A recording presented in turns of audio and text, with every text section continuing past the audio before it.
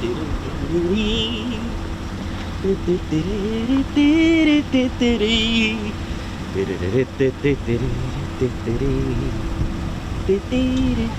we doing, ladies, gents and teddy bears? Welcome to the one and only Ted Coningsby channel. How we all doing? Hope we're all good and well. Ted, you all checked in, mate? My name's Nikos, I'm your cameraman, historian and commentator, and of course we have our squadron leader Ted Coningsby on the controls. And welcome to Bomber County, welcome to Ted's home. Ted, you alright there, mate? Ted's all good.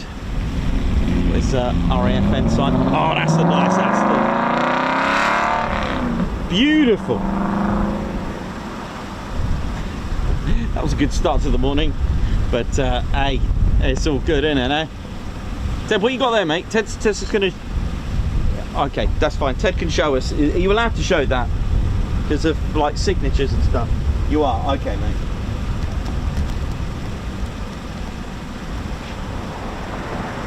So Ted's allowing us to see this. Obviously, it has a few technicalities, but he's okay with the signatures and that. So Ted's got his RAF ID here.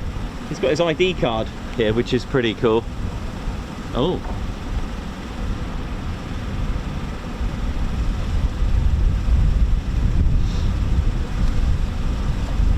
What you got there, Ted? Is that your ID card? Nice. Oh, I'll have to have a look at that. We got tech issues, have we? Okay, no worries. Let me go and have a look, see what we got.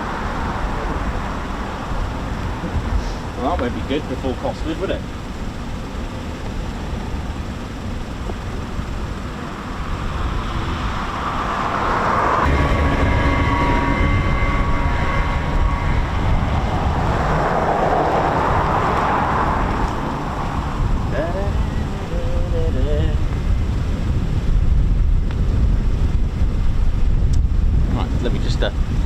Should be all right.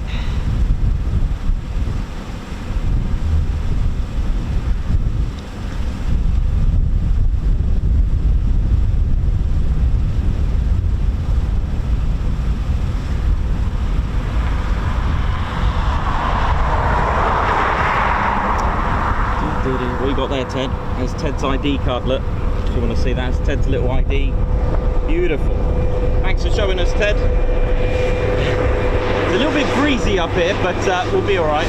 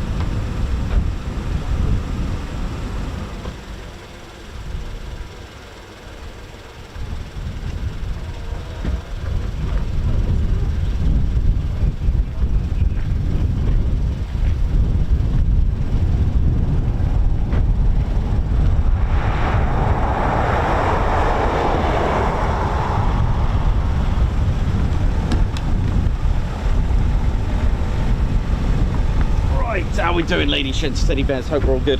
Welcome to RAF Coningsby. Welcome to our Friday show here at Coningsby. Thought we'll mix it up a little bit.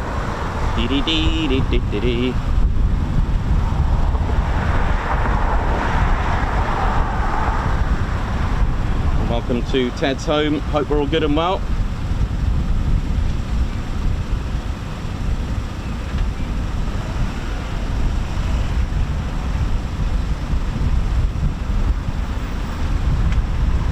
Very good morning, good afternoon, good evening, good day, wherever you're watching from in the world. Welcome to Ted's home, RAF Coningsby. Hope you got to see Ted's ID card there.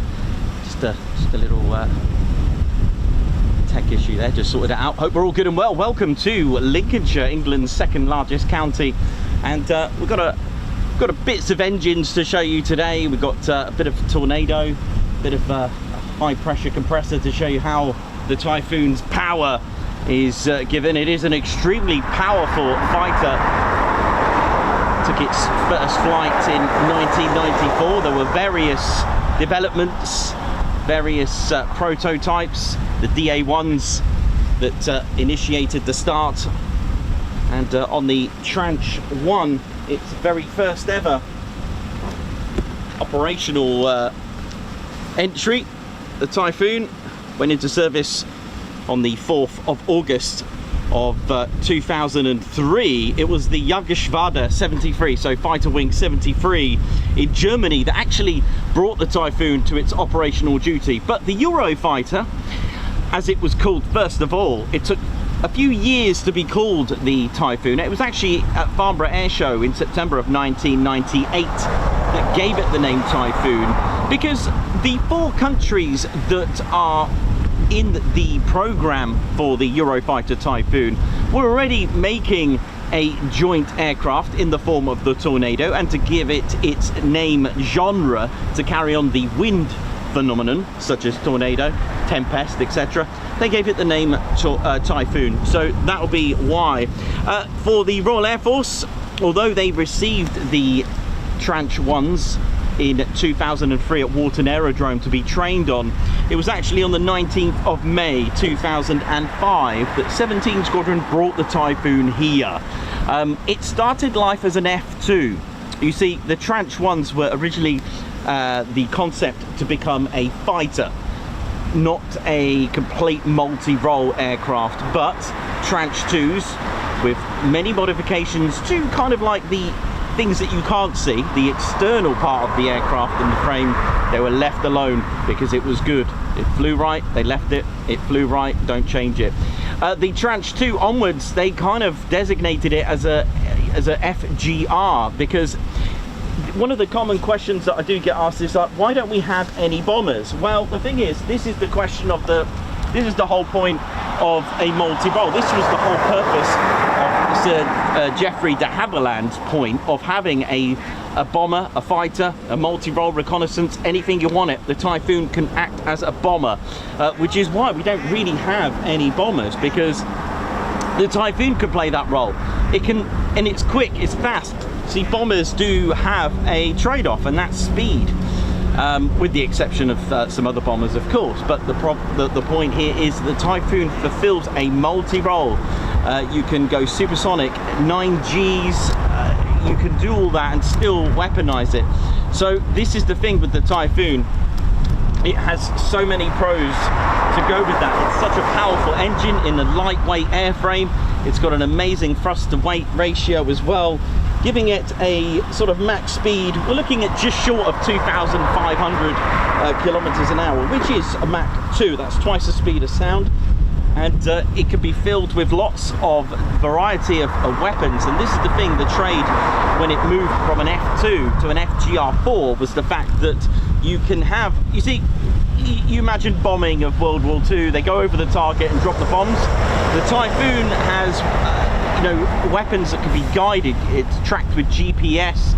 You can lock onto a target and then drop it from miles away, and it will just guide it to its destination, which it's a phenomenal thing that the Typhoon can do. So it is a multi-role. So the FGR4, Oii, stands for Fighter Ground Attack Reconnaissance, and that is exactly what it is. Now you're probably thinking, what's the 4? Does that mean tranche 4? You see, when the original, like I said, F2, there was a 2-seater trainer. They were called a T1, a trainer 1.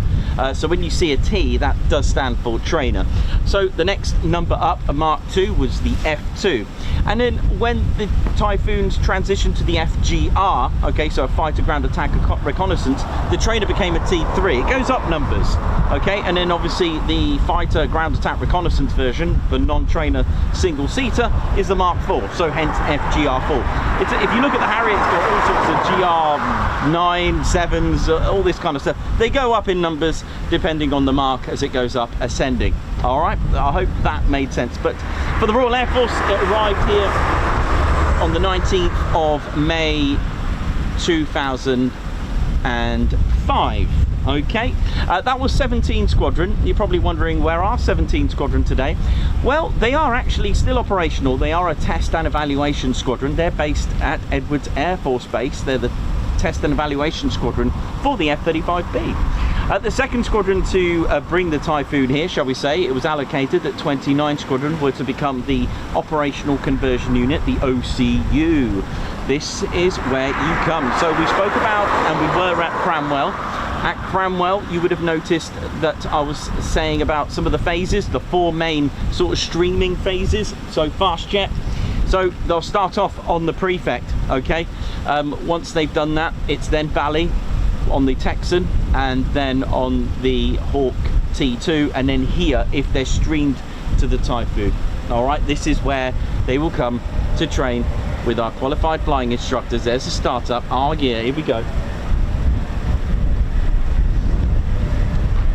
I've also got a then and now. I did that with the Wellington and the F-35B. I'm going to do the same today with the Typhoon and the Hamden, which the Handley Page Hamden was the first ever aircraft to touch down here and to operate here. And that was all the way back in February the 23rd of 1941. The station opened on the 4th of November 1940. So just before the cut-off, when the Air Ministry decided that any bomber stations allocated from December 1940, then they were to be made with hardened concrete runways, at least in the, of course, traditional Class A, the letter A shape with the intersecting runways. But because it was proposed in 1937, and obviously with the aircraft being lighter back then, it was built with grass runways, or at least a grass airfield. We have 5 Typhoon squadrons here, so we mentioned one of them that's operational today.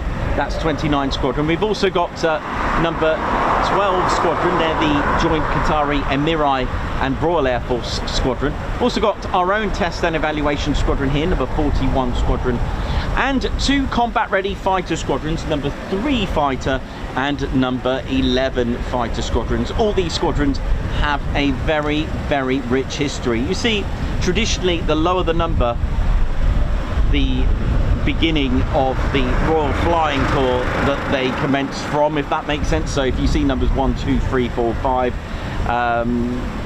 they are old school, you know, in the double digits they are old school pretty much, but the lower the number, pretty much they are quite way down. In fact, number 3 fighter is the oldest squadron here. In fact, they predated the Royal Flying Corps. They were actually part of the Royal Engineers. They were number 2 aeroplane company as well, which is quite amazing. Number 2 aeroplane company, I know, before the Royal Flying Corps, but a year later they were allocated to 3 Squadron of the Royal Flying Corps when they became and founded.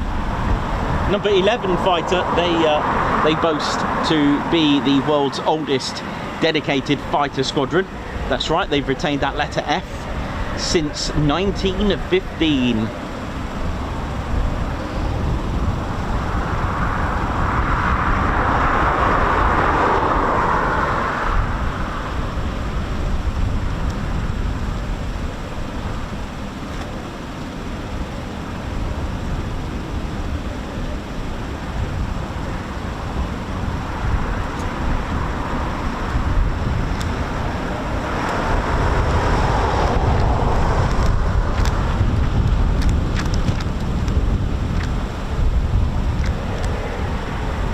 So hit the like button, ladies and teddy bears. Let's start as we mean to go on. Let's get this show out there. So do give some love and support by giving us a thumbs up. Don't worry, I don't pester you all day about it. Yeah, no, it's cool. It's good to start it off as you mean to go on. There are people that do need reminding. The reason for that, it does help with the algorithms. It gives us a little push out there.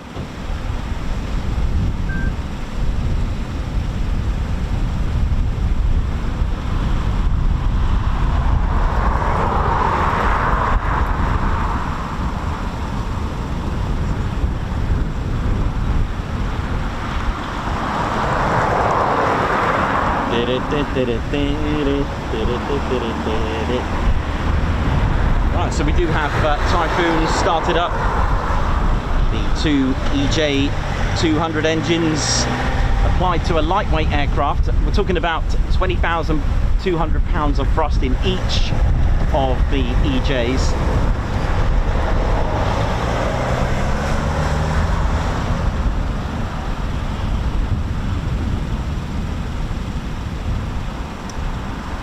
So that's about what, 40,400 pounds of thrust in a lightweight in an airframe which weighs just 24,000 pounds.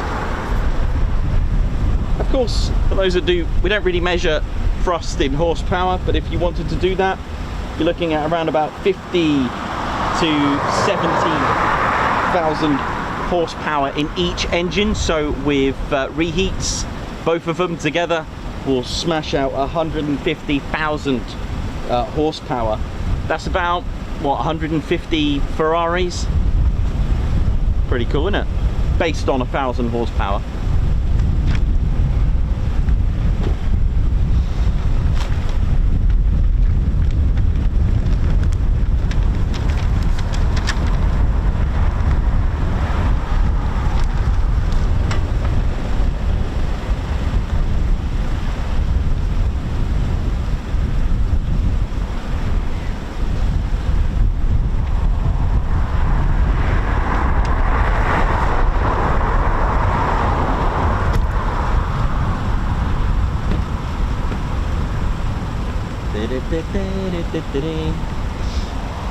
Right, let's see what we're going to get. It is Friday, of course, and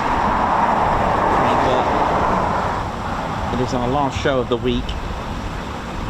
This week Ted and I are going to have a little break, and then we've got a very busy, well, I say busy week. The thing is, the weather is not looking good for Monday already, which is always a challenge, so that may just give me a forced day off, but I'll have a look into it and see what we can do.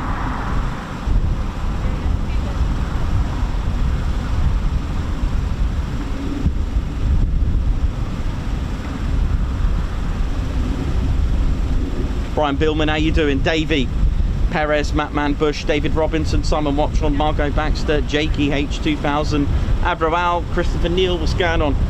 Aspen, what up? Simon Watchon. We've got Gucci Man here, live and live. Hey. How you doing? Wendy Loves Planes, Alan Q, Dieter, what's going on? Davey, what's going on? Blocks, got Captain Weber. Thanks a lot to Brian Beelman with that generous super. Thank you very much for your support.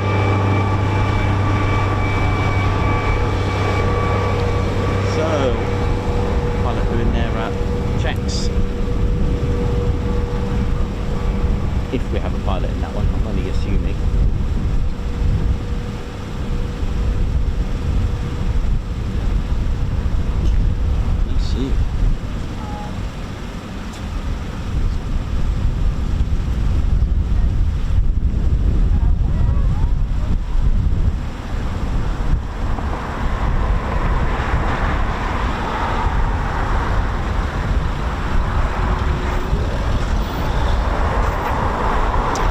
RAF Coningsby is also home to the Battle of Britain Memorial Flight. It's one of two display teams that are here, along of course with the RAF's Typhoon display team. The BBMF, in their inventory, they have a Avro Lancaster, they have 2 Hawker Hurricanes, 5 Spitfires, 1 C-47 Dakota, and 2, for training purposes, reconnaissance, or recce purposes rather, not like a military reconnaissance, and also for a bit of a courier for tools if needed, are the 2 de Havilland Chipmunks, which celebrated their anniversary not long ago. It was quite a spectacle, that, if you got to see that.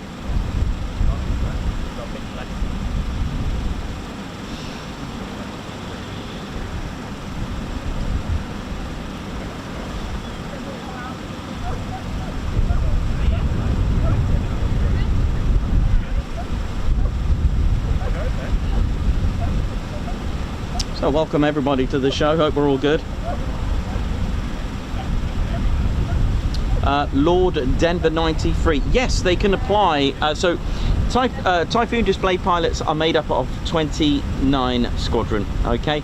So you you literally A4 piece of paper, and you write down why you think you should become or could become a Typhoon display pilot. You will then be, once you send that off, again, I don't work here, I don't work, yeah, obviously, you know what I'm trying to say, I'm not a pilot, I don't work here, but this is just a rough idea of what I know. You can apply, piece of paper, you've got to be in 29 Squadron, and write down why you think. And then the interview is quite interesting because they'll throw scenarios at you, okay, as well. But one of the things that you will get to do is the night, I think a few days before, a night before, you are given a Typhoon display routine from previous years, okay, and then you've got to perform it in a simulator. All right, so you've got to learn it, and then you've got to perform it in a simulator. So if you don't pass that, then it's a no. But then once you've passed that, it will be throwing questions. Now these questions are really important, and they are quite random. It's how you react as well. They'll give scenarios with you. What if you forgot your routine, for example? Again, I don't know if these are the actual questions, but I'm just throwing some out there which I would think they probably may ask. What if you just did the wrong maneuver, something happens? They want to see how you react as well. I know the Red Arrow is a little bit different. They'll ask random questions as well. Something like, who would you have, historical figures, past or present, who would you have for dinner? Just like that, random. And the thing is with that, it's all about PR. It's all about how you're going to react when interacting with the public, because you've got to be a good PR figure. You can't have any egos as well with that. There'll be a complete no with the Red Arrows, from what I've read from ex-Royal Aerobraking team pilots that have written books, things like that. So these are quite interesting. It's how you react to the public as well. It's quite interesting, something you don't think about. You think, well, that's got nothing to do with planes, but the thing is, they want to know about your PR skills as well. You've got to be able to, because you are going to be interacting with a diverse range of people, and it's amazing. It's amazing. And to be honest, I don't know who's applied in the past, I don't know, but what I'm going to say right now is true, is the fact that it just proves how good the selection is, because they indeed selected Brighty, an ex-Typhoon display pilot here from 2023, and we've seen his displays. I've spoken to him many times, you know, and I'm like, yeah, I could see it works. Whatever it is they do, it works. It is really, really amazing. And I'm so proud to have known, or you know, to know him, not know him personally, if you know what I'm getting at, but it was nice to see him fly, you know, doing his displays, you know, his practices. We've met him, he's taken Ted on that, loads of flights. We raised money for the Head Up charity, a staggering amount, about £20,000. I think 15,000 in one year, which is a staggering amount of money for charity. So big shout out to Brighty, and all the best with his career in the Red Arrows. It's so nice.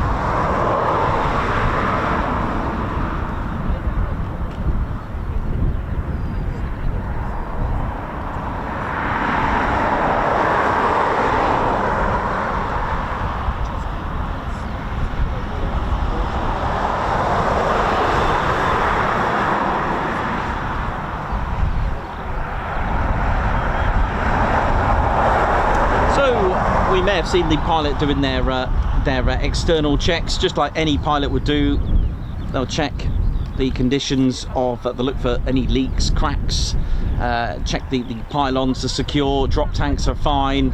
They'll do an external check the foreplanes, check the back of the engine, check the nozzles, have a look underneath, have a look around, make sure they're happy, nothing loose, nothing, any of the caps, the red caps that you see, any of them that are, you know, I'm not saying that, you know, mistakes can happen.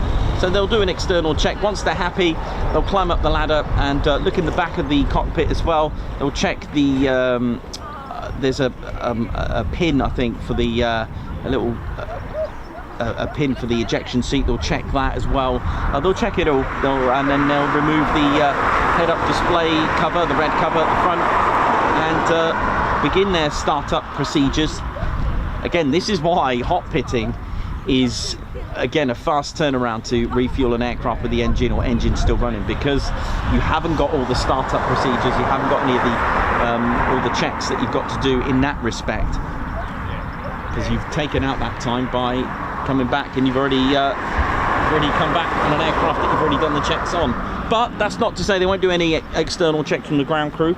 They'll have a look as well on integrated combat turn, especially with rearming.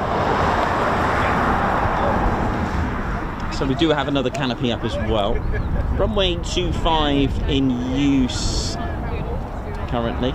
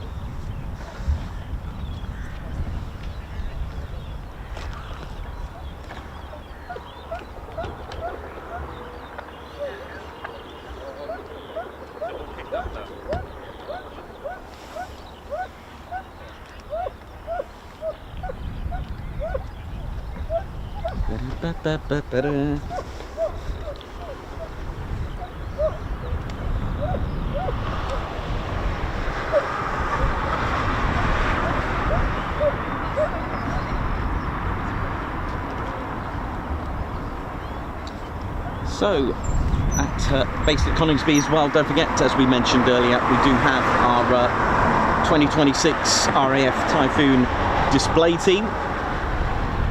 This year's pilot is Flight Lieutenant Tom Nation, call sign Dragon 01, born and raised in Pontypridd, South Wales as well. He's got an extensive career, and at a very young age, and also a pilot that was also inspired by air shows and had a dream and a vision of becoming a pilot, a fighter pilot himself as well. He started off with 1004 Squadron Air Cadets, aged just 13, and learned to fly with 634 Volunteer Gliding Squadron, where he became a gliding instructor at just the age of 16. Most of the pilots that I know here will actually fly before they even learn how to drive a car, which is quite amazing.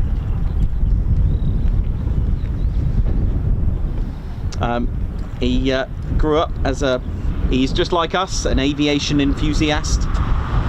He attended many air shows where I wonder, I'd like to ask him what he'd seen actually, what it was that triggered it. I know sometimes it could be just the whole thing, the whole air show experience as well. And he set upon a vision and a dream to join the Royal Air Force as a pilot, and it all began. But first of all, it's study. He studied aerospace engineering at Swansea University, gaining a bachelor's degree before going on to complete a master's degree in materials science. And actually, speaking of science, you may know that he's a bit of a Star Wars fan as well. He's but during his time at Swansea, he was also a key member of the Wales Air Squadron, where he flew the Grob Tutor. As I mentioned in our previous streams where we see the Grob Tutor, it's something that a lot of you would have had experiences in as an air cadet, or many pilots will start their frontline career in a Grob Tutor. I know, right? They will start their whole process. But Tom joined the Royal Air Force in 2015. He too went to Cranwell and completed his initial officer training. He went on to having elementary flying training, EFT, with 16 Squadron at Wittering, close to home for me, and returning to the Grob Tutor again.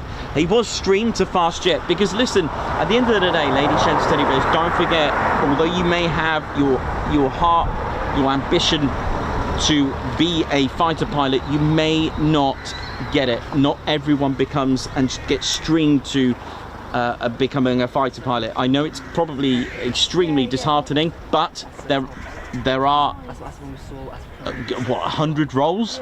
This is a good guess. There are a lot of roles in the Royal Air Force. Okay, but that doesn't mean a flying career is over. It just means that you may not become a fast jet pilot. It may mean that, hey, you know what, you're probably suited to this.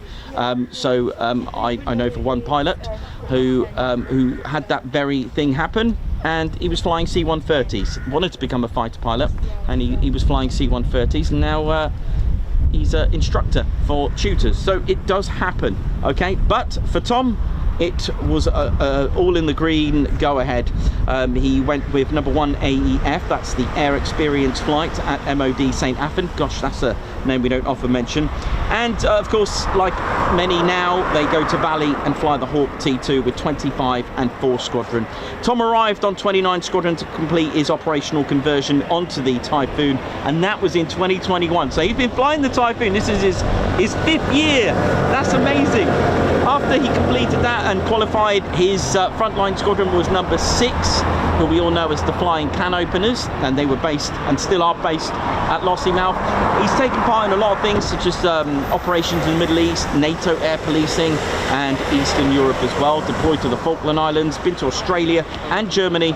And he's also taken part, when he was with 6th Squadron, took part in the Platinum Jubilee celebrations, forming part of the 7-0, the 17 formation in the Royal Air Force fly past. But he did come back to 29 Squadron. He was back here in September 2024 and begun his back to becoming back to his qualified flying instructor role. So he'll be an instructor on 29, training the latest and greatest pilots. So pretty cool. Also, let's not forget the management team as well, because it is a team, because at the end of the day, the Typhoon is not able to start or do anything, especially as display, without the whole team as well.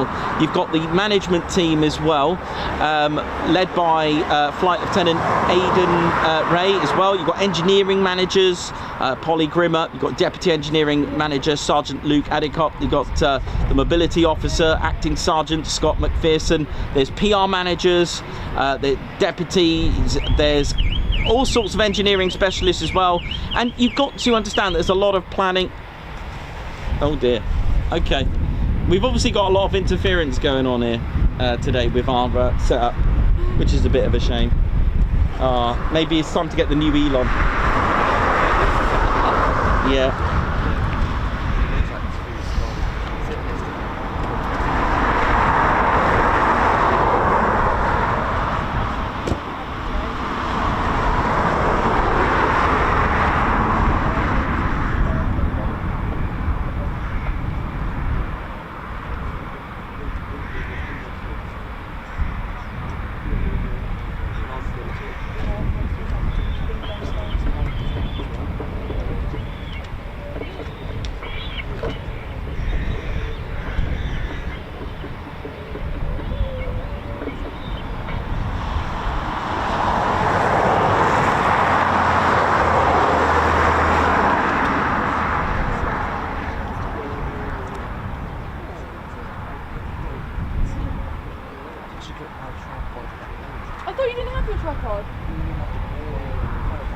Oh yeah, that's a good idea.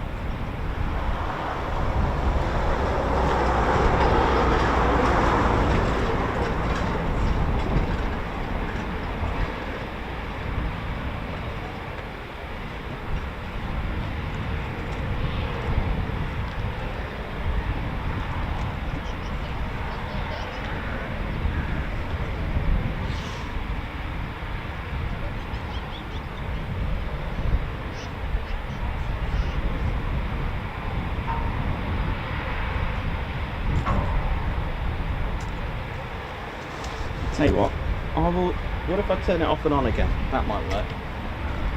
Keep losing sound. I wonder if it's taking a bit of a factor from mine. So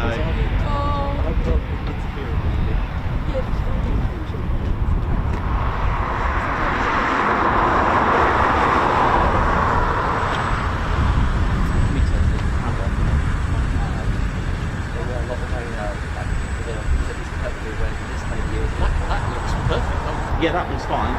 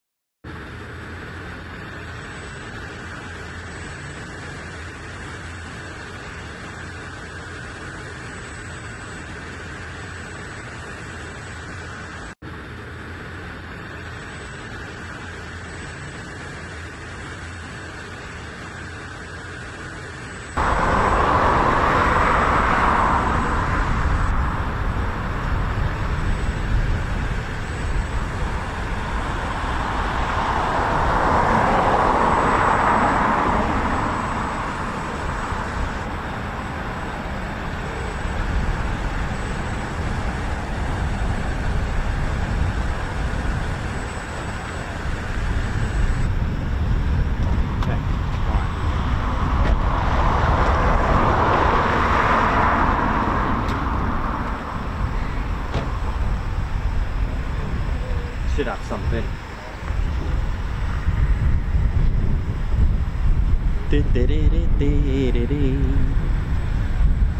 You might have, you might be able to see a Typhoon now.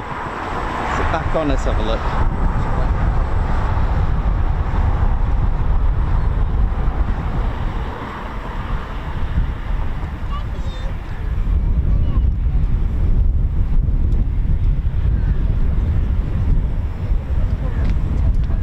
It's alright, yeah.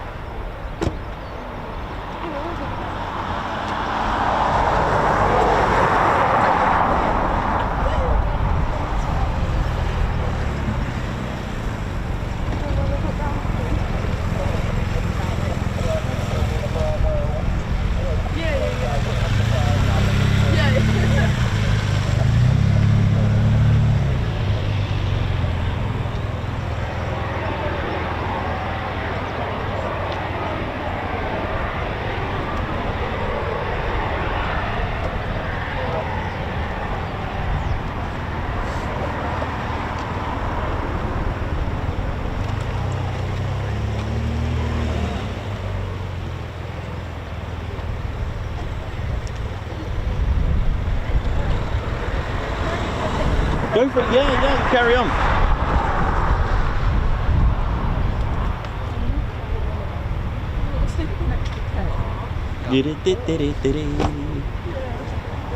Right, I think we're back. Sorry about that. These things do happen, unfortunately.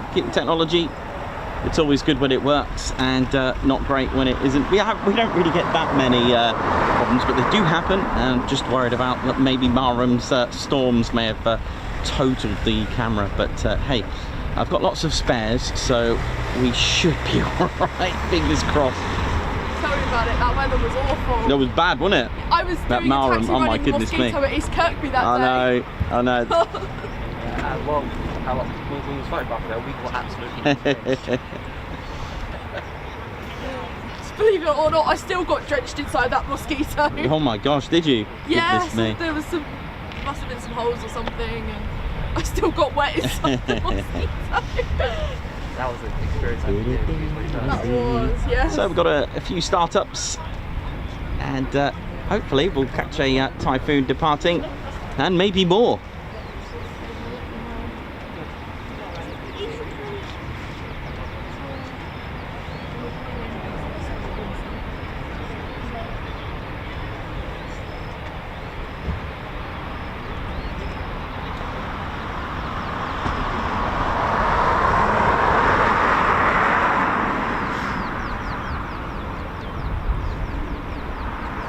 Tell you what, the light is going to be good for today actually. Not too sharp, not too bright.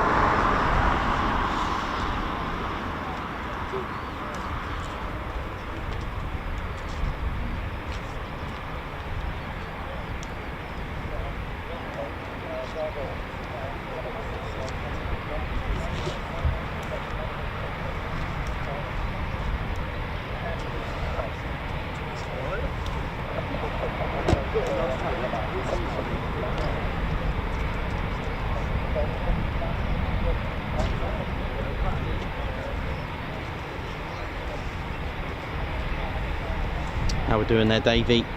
Someone watch on Chris Austin. Chris, how you doing, man? Hope you're good. Jan Clark. Someone watch on EP65. Darren Edwards. Wendy loves planes. How we all doing? Eddie J approach. Hope we're all good. So just anticipating a Typhoon taxiing out.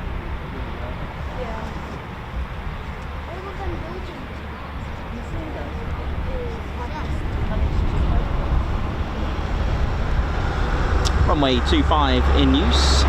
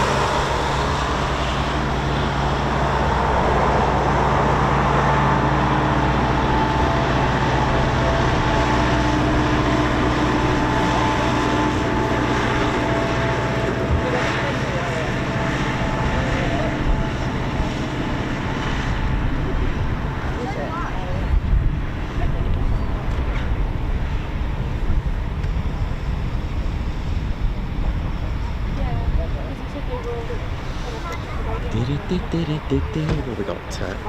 It's now 10:06, 10:006. 10:06, that's probably better. Right.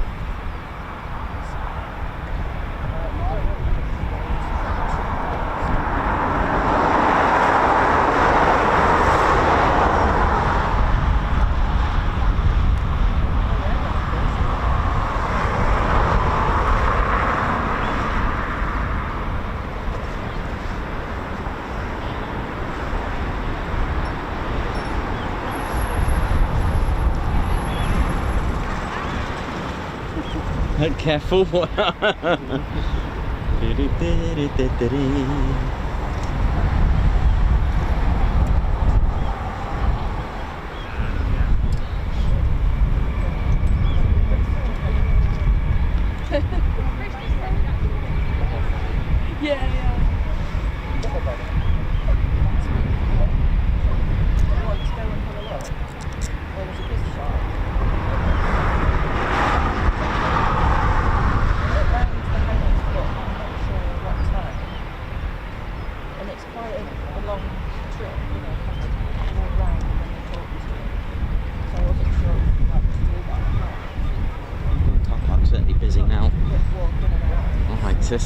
We are all anticipating to hear and hoping, fingers crossed, to hear the call sign Dragon 01. That is the call sign for the Typhoon display pilot. He has, of course, as you know, carried out his first ever display in the wild, so to speak.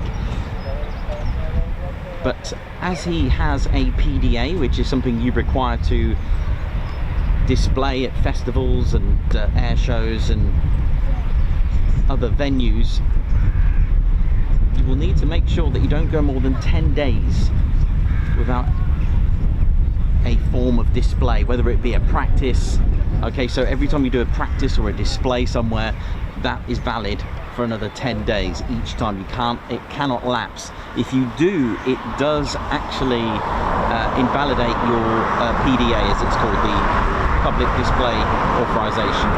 So again, the Red Arrows have one, and I heard somewhere a particular display aircraft didn't quite get their PDA in time and weren't able to do an air display. So unfortunately, it does have consequences. I don't know how. I think you can. I don't know how what the implications are to reapply for one and how long it takes, that kind of thing. But yeah, it does have those implications. Unfortunately, fly paths are different. They don't require one if you're doing a fly pass, but for displays for safety and insurance purposes, you will need a PDA.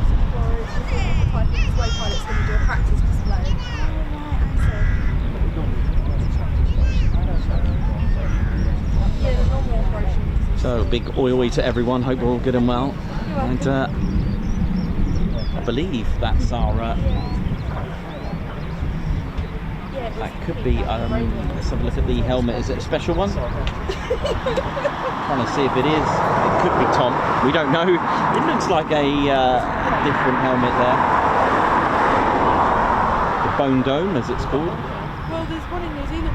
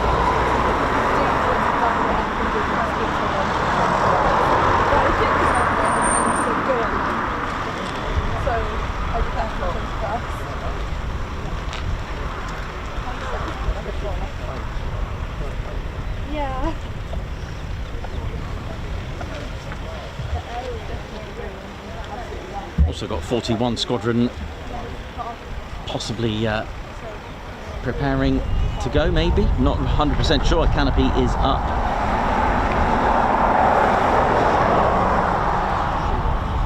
A little bit of a delay here at the moment, unfortunately, but let's see what's going on. We shall get excited when it taxis and takes off. How about that?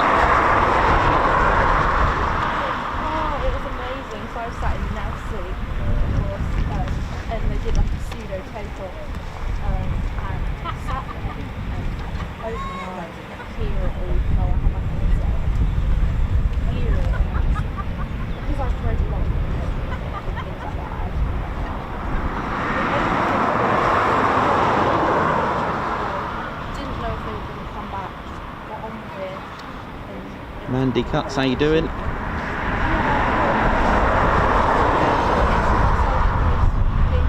Joshua Brown, oi to you. Hope we're all good and well. So we're just waiting patiently. And, getting ready to go out to just waiting for the all clear. So you can see the drop tank there. So the Typhoon doesn't display, although configured for displays with the drop tank, which is the external, which people think is a bomb, but it's not. It is actually an external fuel tank. For example, the Thunderbirds have these, by the way. They paint them blue to match. I think it offsets the balance, and used on the family version, so the supervising jet, the photographing jet, because it will be in the air for a bit longer. I think it balances out potentially some of the weight on the two-seater, I've heard, but I'm not 100% sure on that. But again, you don't display, I mean, you see the Thunderbirds, they don't display with the drop tank, but the Typhoon does, but it doesn't have any fuel in it. And the reasons for this is that if it needs to transit somewhere, it will have enough fuel in there just to use it for transiting, and it will use up all that fuel in the external. All right, so just so that you know, I for one, I actually am a fan of it being there. I'm not saying I don't like it clean. I'm just saying I like it on there. I don't know, I'm kind of used to it. I like it. It just looked bare. Sorry, Ted, if it didn't have it.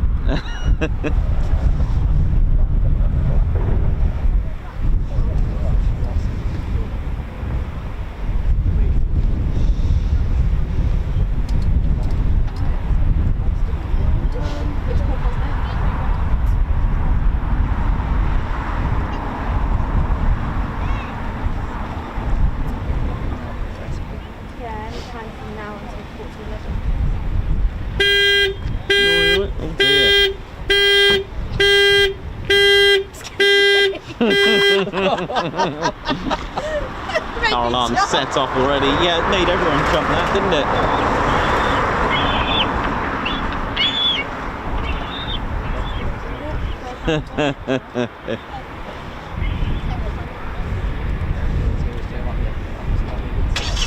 yeah.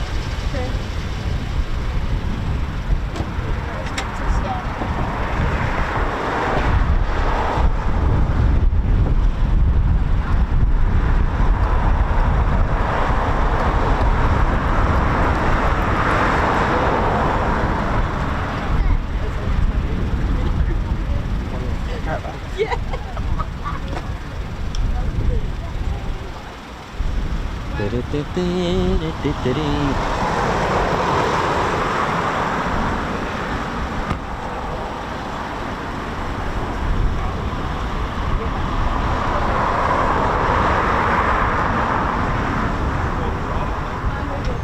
So this is possibly Dragon 01, but we're not sure what the delay is at the minute. But a couple of, two more canopies have popped up, so that's good.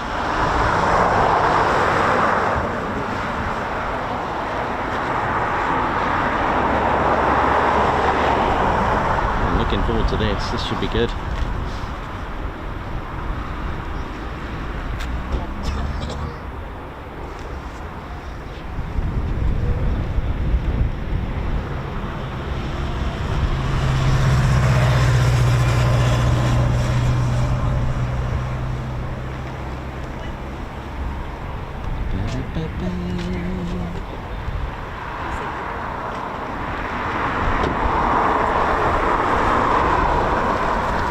So welcome to the Ted Coningsby channel. My name's Nikos, I'm your cameraman, historian and commentator, and we have with us our squad leader Ted Coningsby, and just waiting for our first departure. I hope all is good.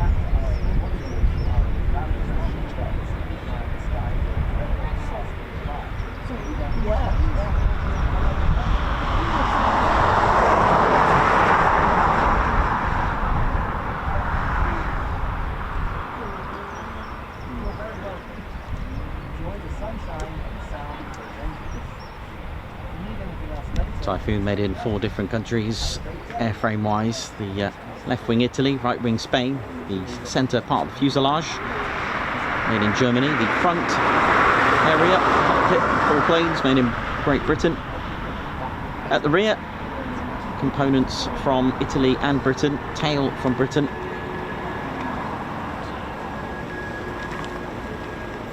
And of course, other components. So we're just talking about, when we say the 4 different countries, we're talking about the 4 factories that make the airframe and construct it and put it together. There are, of course, parts from different countries that make, say, for example, Safran, a French company that make the landing gear. I think they've got parts of Moog, or is that F-35B or F-35s that have some Moog in there? Moog, got Ontic, GE, got loads of different companies that make different parts.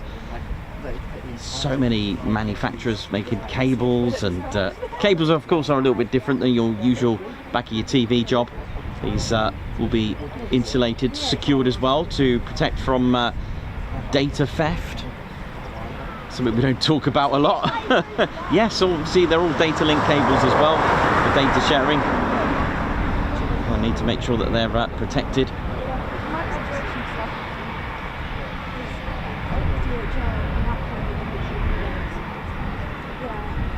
Even though I think that was like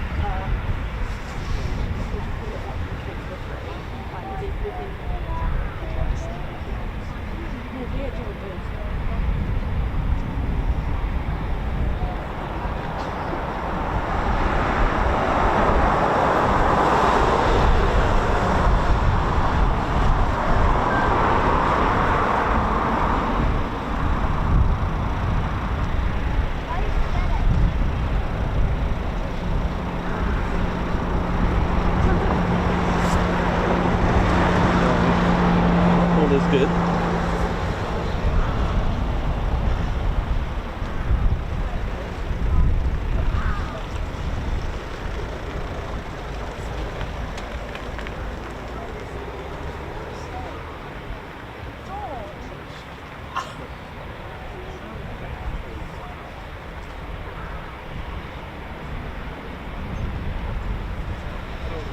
And of course the NOTAM is only valid for about half an hour. Unless there's an issue, we don't know at the minute. I'm just going to check the NOTAM time.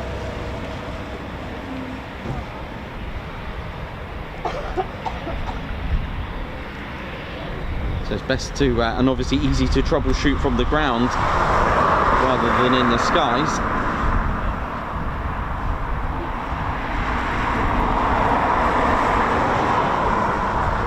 So 10:15 to 10:45 is the NOTAM slot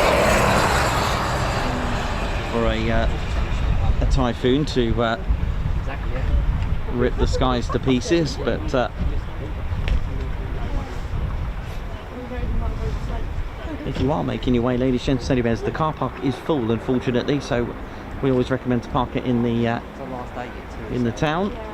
There's a big car park there. It's just £2 all day, and actually I think it's free for the first 2 hours, which is kind of cool. But again, we always say, and there are police going up and down at the moment, please don't park it outside the car park on double yellows. There are signs that says no stopping, etc.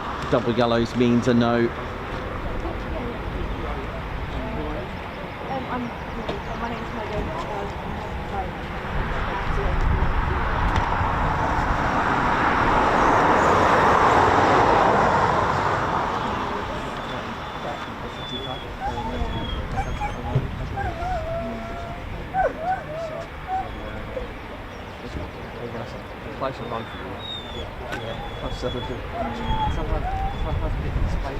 Exactly. Come on, Tomo. Ball is good.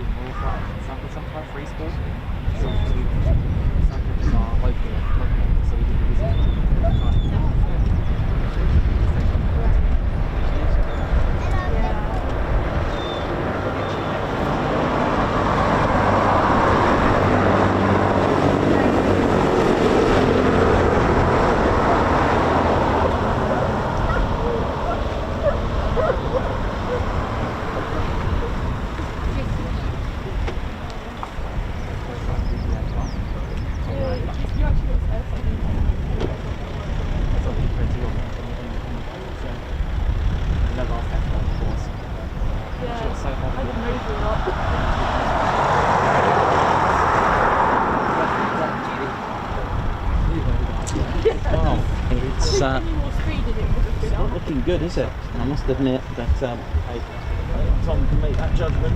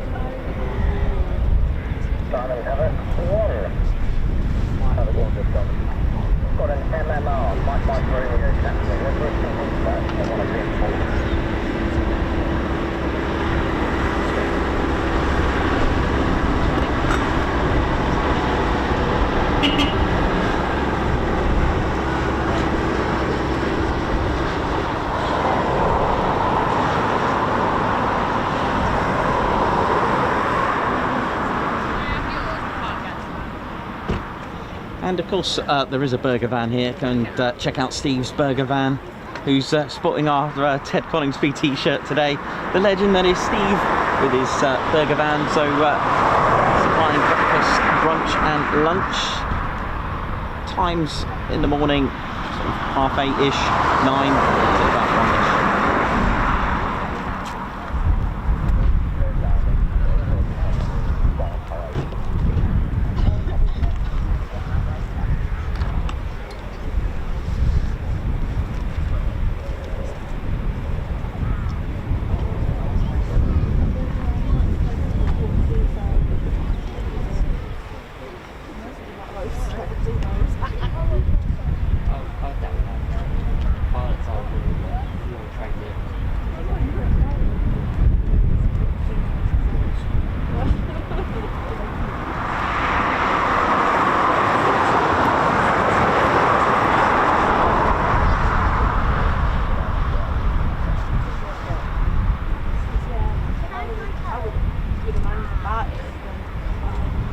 So you know when you're at air shows and you're waiting for a particular display, well, this is the other end of it when there's issues, or I'm not saying there is, but this is the delays, but they do need to have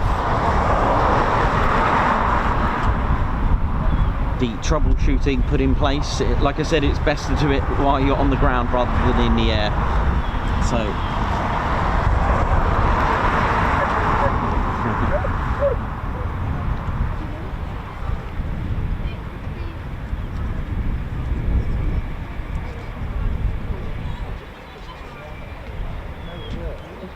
obviously it's really important for Tom to make sure he gets a display in. I don't know how many days it was since his last display, but again, like I said, no more than 10 days.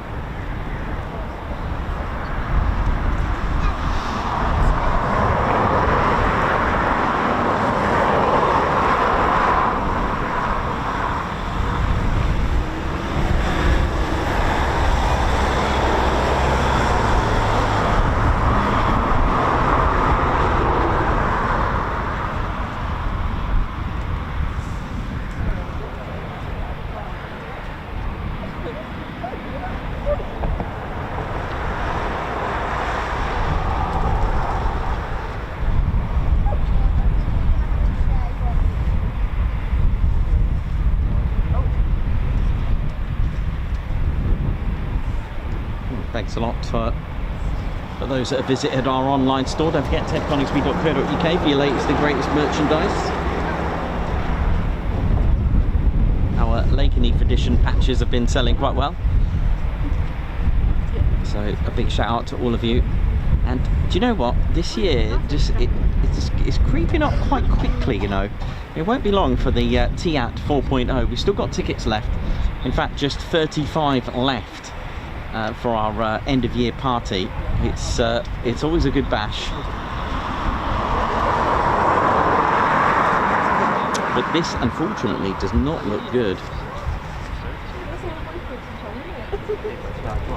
Yeah, 2-3 hours. You've got a nice hotel outside. That is true. Really nice. Drive on it so bad. I've got a cable, I can just sit there and read. Probably going to be on my own. Sit there and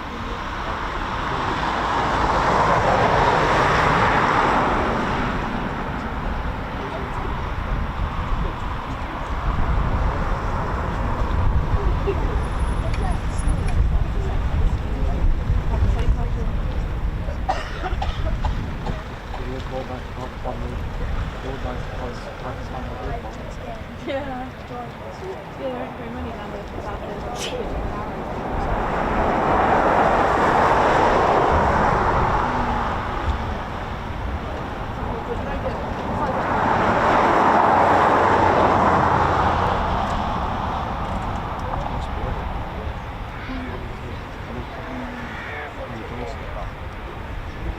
I was lucky that before I went to uni was in Norwich, and I've just finished my undergrad there. Sounds like the NOTAM has been extended for an additional 15 minutes. Let's hope it's all good.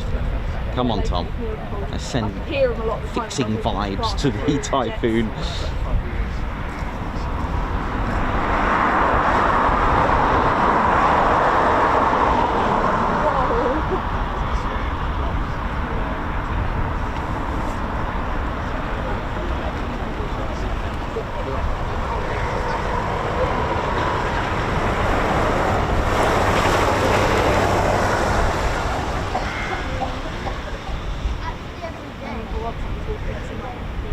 Library, clear day, like awful clear morning.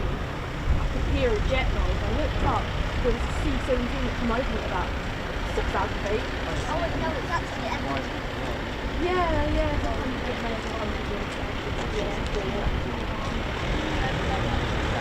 Yeah.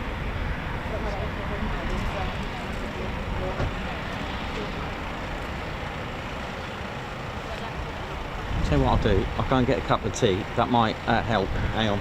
I reckon the cup of tea might help. Let's get a cup of tea. That's what happens.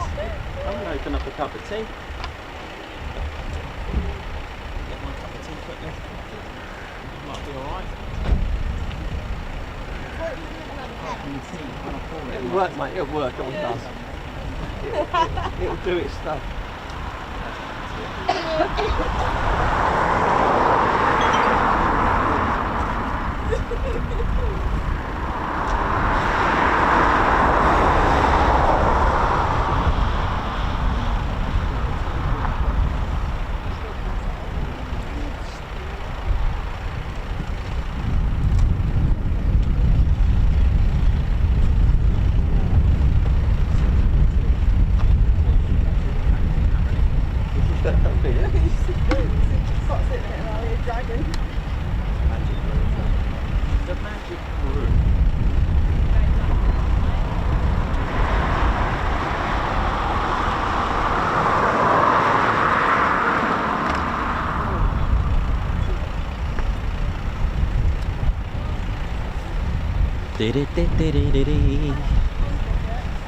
Alright, what's going on? I've had my tea. Dragon 01, taxi holding point, Alpha 1, runway 25. Here we go. Right, let's have a look. Let's see.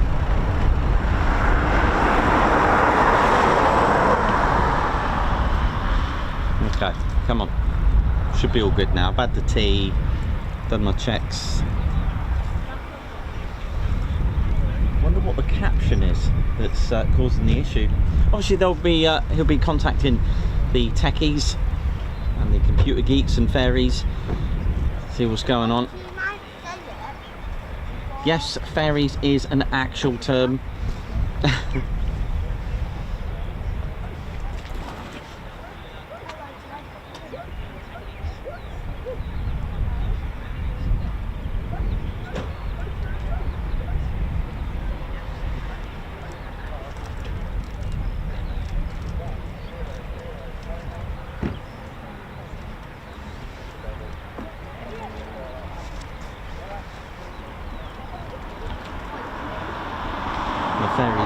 avionics trade fins.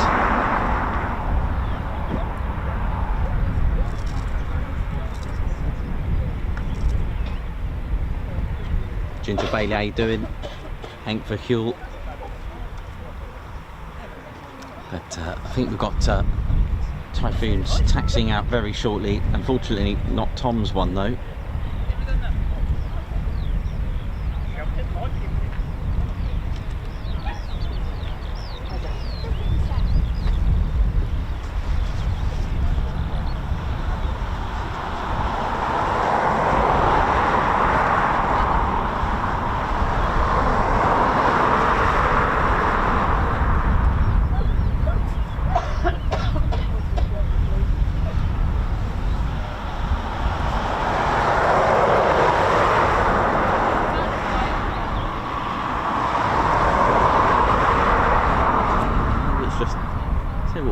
Let's go over it.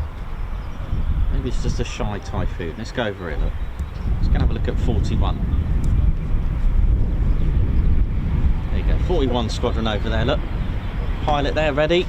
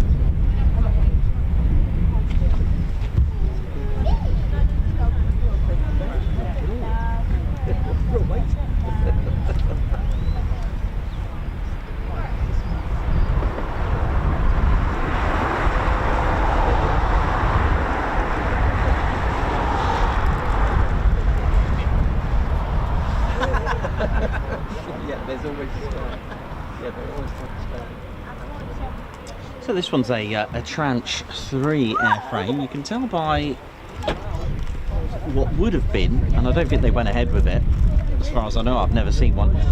It's got a component where you can attach, that's right, conformal fuel tanks. And what this means is it's a fuel tank that hugs the fuselage. It's attached. They're not drop tanks, so you can't drop them. They're called drop tanks, by the way, because you can drop them, hence that's why they called it. You're probably thinking that why do that? There are scenarios, so if you're going to engage in aerial combat, then it's best to remove them, or in certain emergency scenarios there is a process where if you can't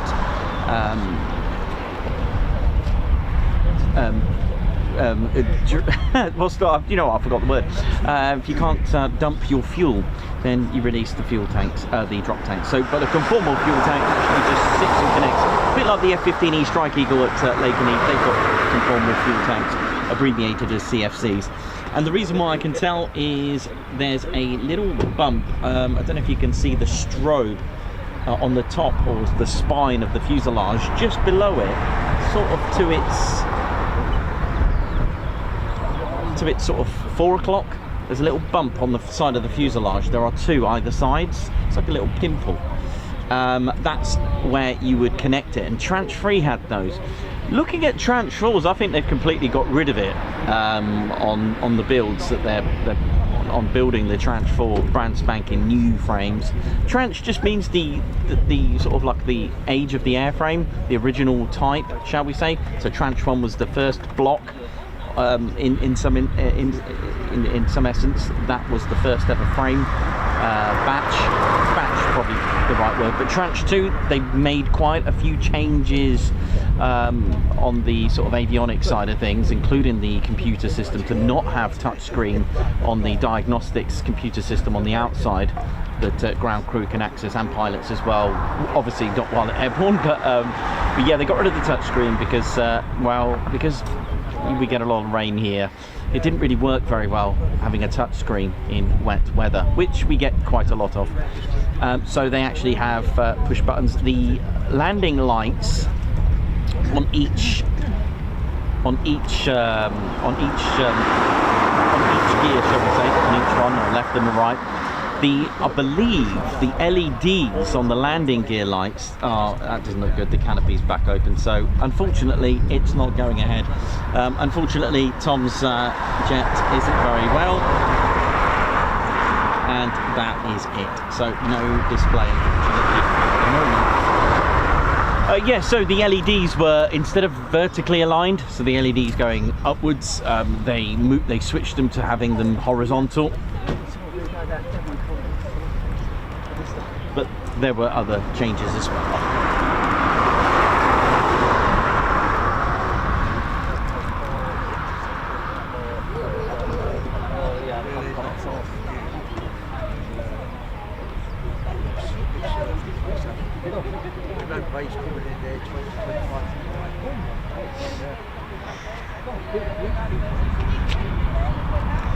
Unfortunately, that has just shut down.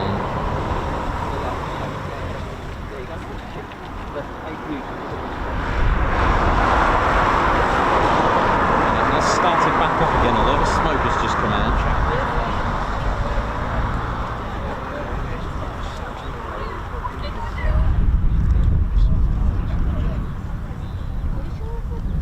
There's actually parts on tranches outside Wayside Cafe. Very simple.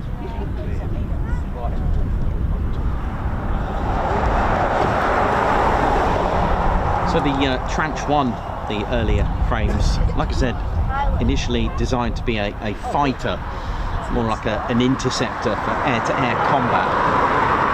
But of course, with the addition of weaponry and BVR, beyond visual range, and meteors and all the upgrades, it was decided that the tranche 2 could turn the Typhoon and focus on a more of a multi-role, swing role. It can be reconfigured while in the skies into whatever it needs to do: ground attack, reconnaissance, as a bomber, as a fighter, interceptor, whatever you want to do, it can do it. And that was the benefit of turning the tranche 2 and 3, of course. The tranche 3 added ECMs, so electronic countermeasures enhancements, so they did a lot of that with that. The frequencies extended the bands of the VHF and UHF. Also added more protection against missiles as well. The active electronically scanned array radar upgrades.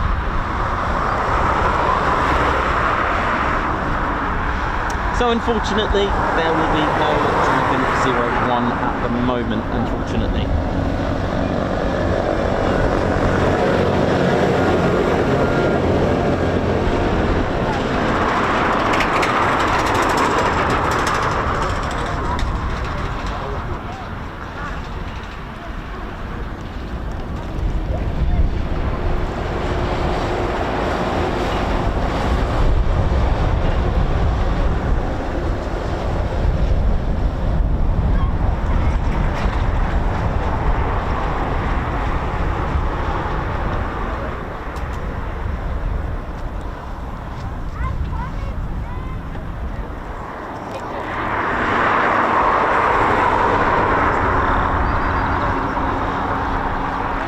So very frustrating, I'm sure, for Tom and any pilot really. But let's see. Unless they can get an extension today, I'm not 100% sure. If not, we'll leave it for the week after.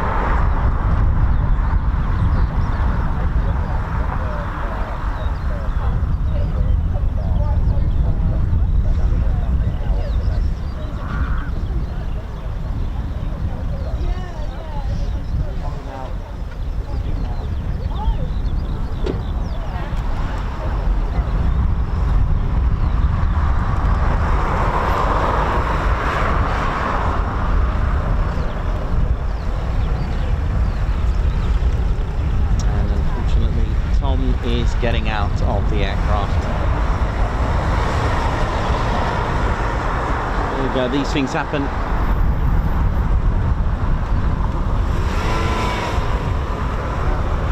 The car park's full, ladies, gents.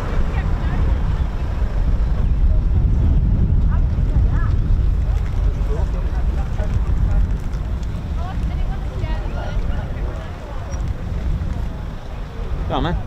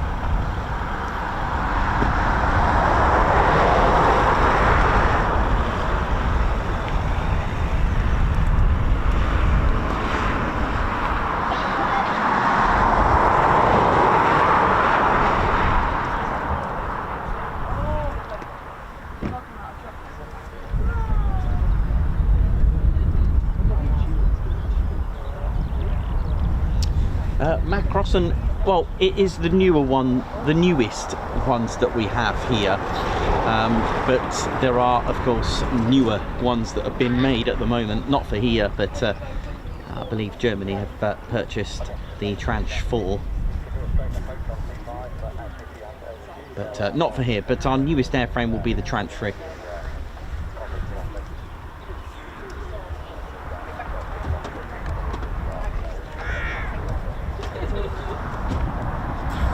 So again, what you're looking for on tranche 3s is that bump. It's about here and here. All right, so one there and one there, and that, like I said, that's where they were going to actually plan to have a conformal fuel tank, an additional.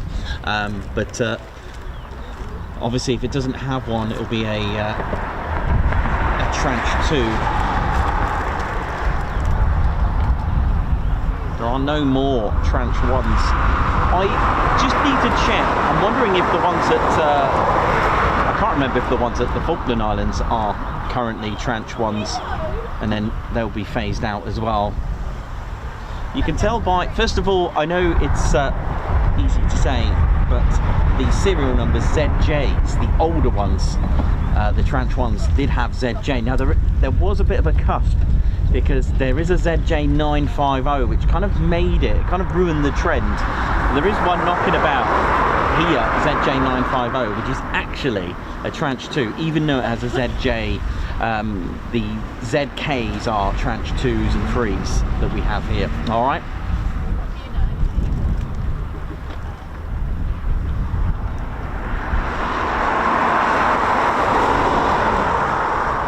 And just in case you didn't know what I was talking about, that's the serial numbers.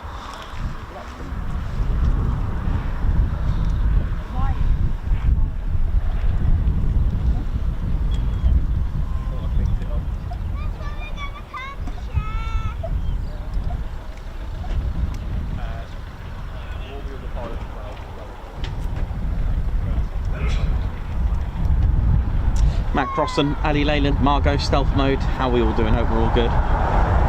But yeah, down power, repower is actually a thing. It can solve some issues, not always. When there are certain error codes, pilots do and will contact IT, so to speak, and the computer geeks and mechanics and techs, fairies, etc. They will be on the blower, or on comms rather, just to see if they can do it. It is quite common, it does happen.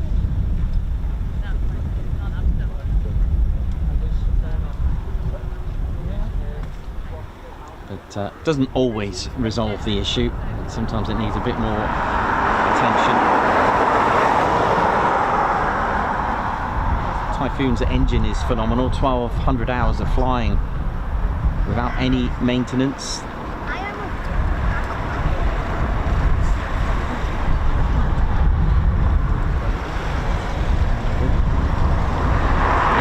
Servicing for the aircraft is around about 600 flying hours for service maintenance. They go to what's called an MRO, maintenance, repair or overhaul.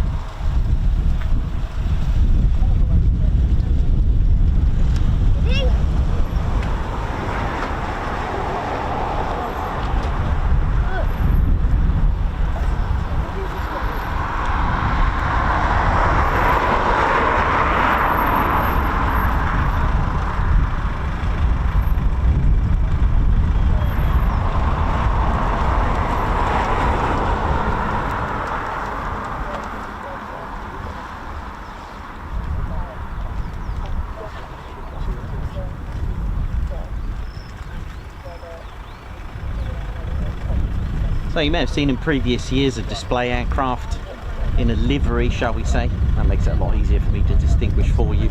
A display livery, for example, and then suddenly we see it, we get excited, and it's not a display. Aircraft can be used throughout, can be used by any of the squadrons, even with names. Even if it's got a name on it, doesn't mean it's actually, sometimes the names aren't actually aren't pilots. The names they're in honor of certain ground crew as well, and former crew. So names aren't always the pilot or even the squadron marking. So there's, what I'm getting at is that if there is an allocated display jet, livery or not, it can still be used operationally, which is why we don't really see many liveries at the moment, because of the fact that they are deployable aircraft. If they were to do it, don't forget the RAF are worldwide. They will be deployed anywhere around the world, and they are right now, and there's lots of operations going on, exercises, and because they are deployable, even when they go on operations and missions, markings will be stripped off as well.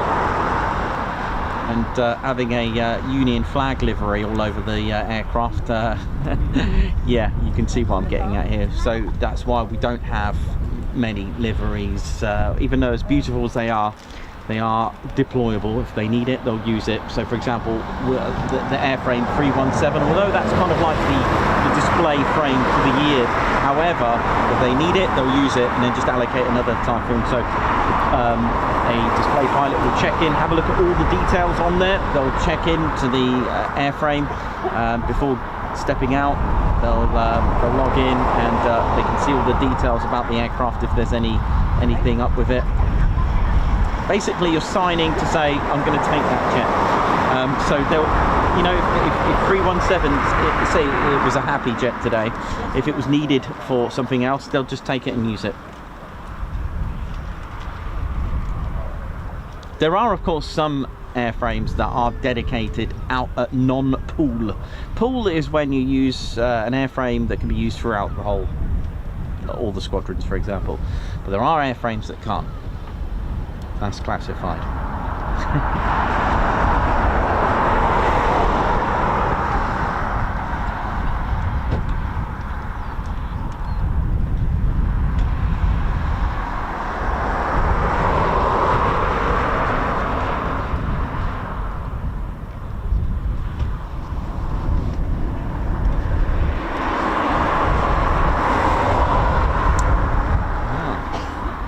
Haven't had a departure yet, and we've got canopies up.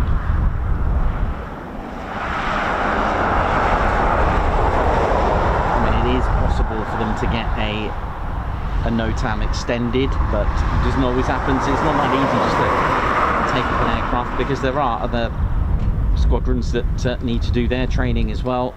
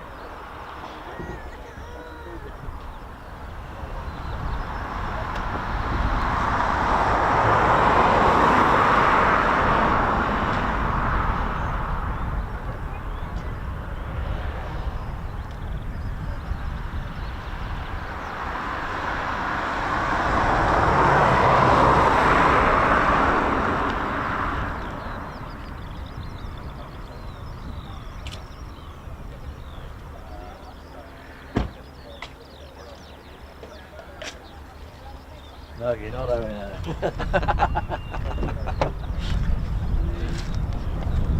Oh, get back here. Don't you dogs at them? What?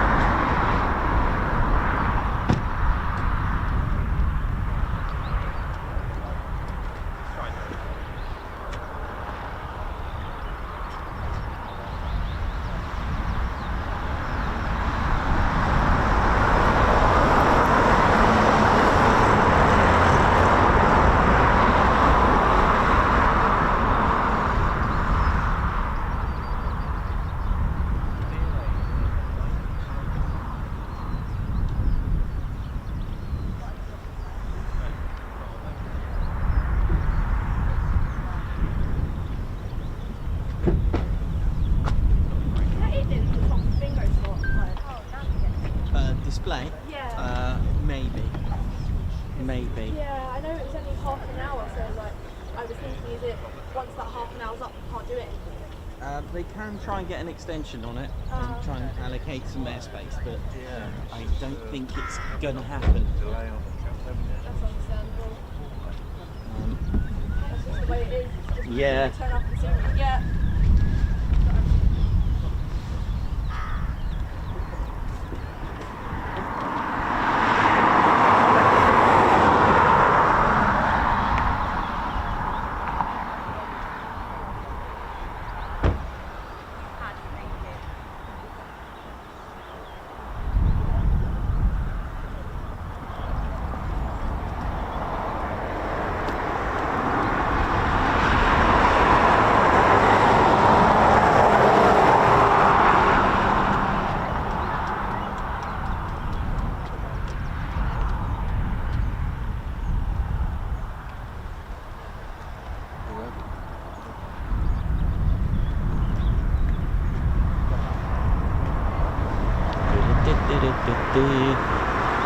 So this doesn't look good either. So there's obviously something that's disturbed the airspace, unfortunately, by the look of it.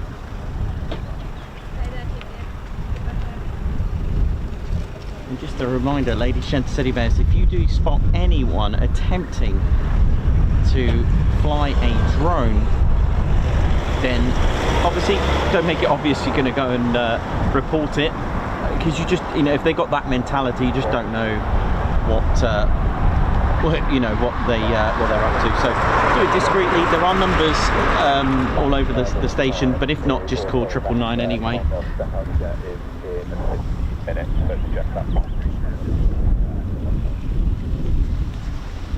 Yeah, that's probably, it's probably worth us going and flying anyway.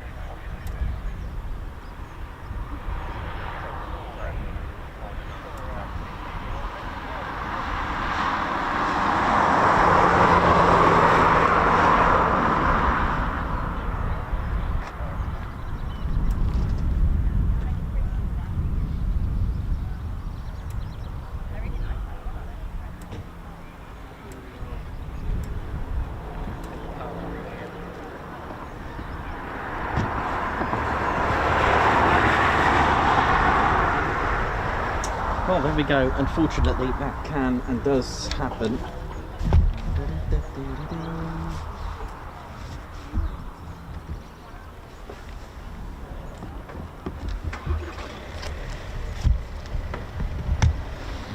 Right, how are we doing, ladies, gents, teddy bears? Unfortunately, something has obviously disrupted the departures today. Hopefully everything is all good. Obviously we're not at liberty to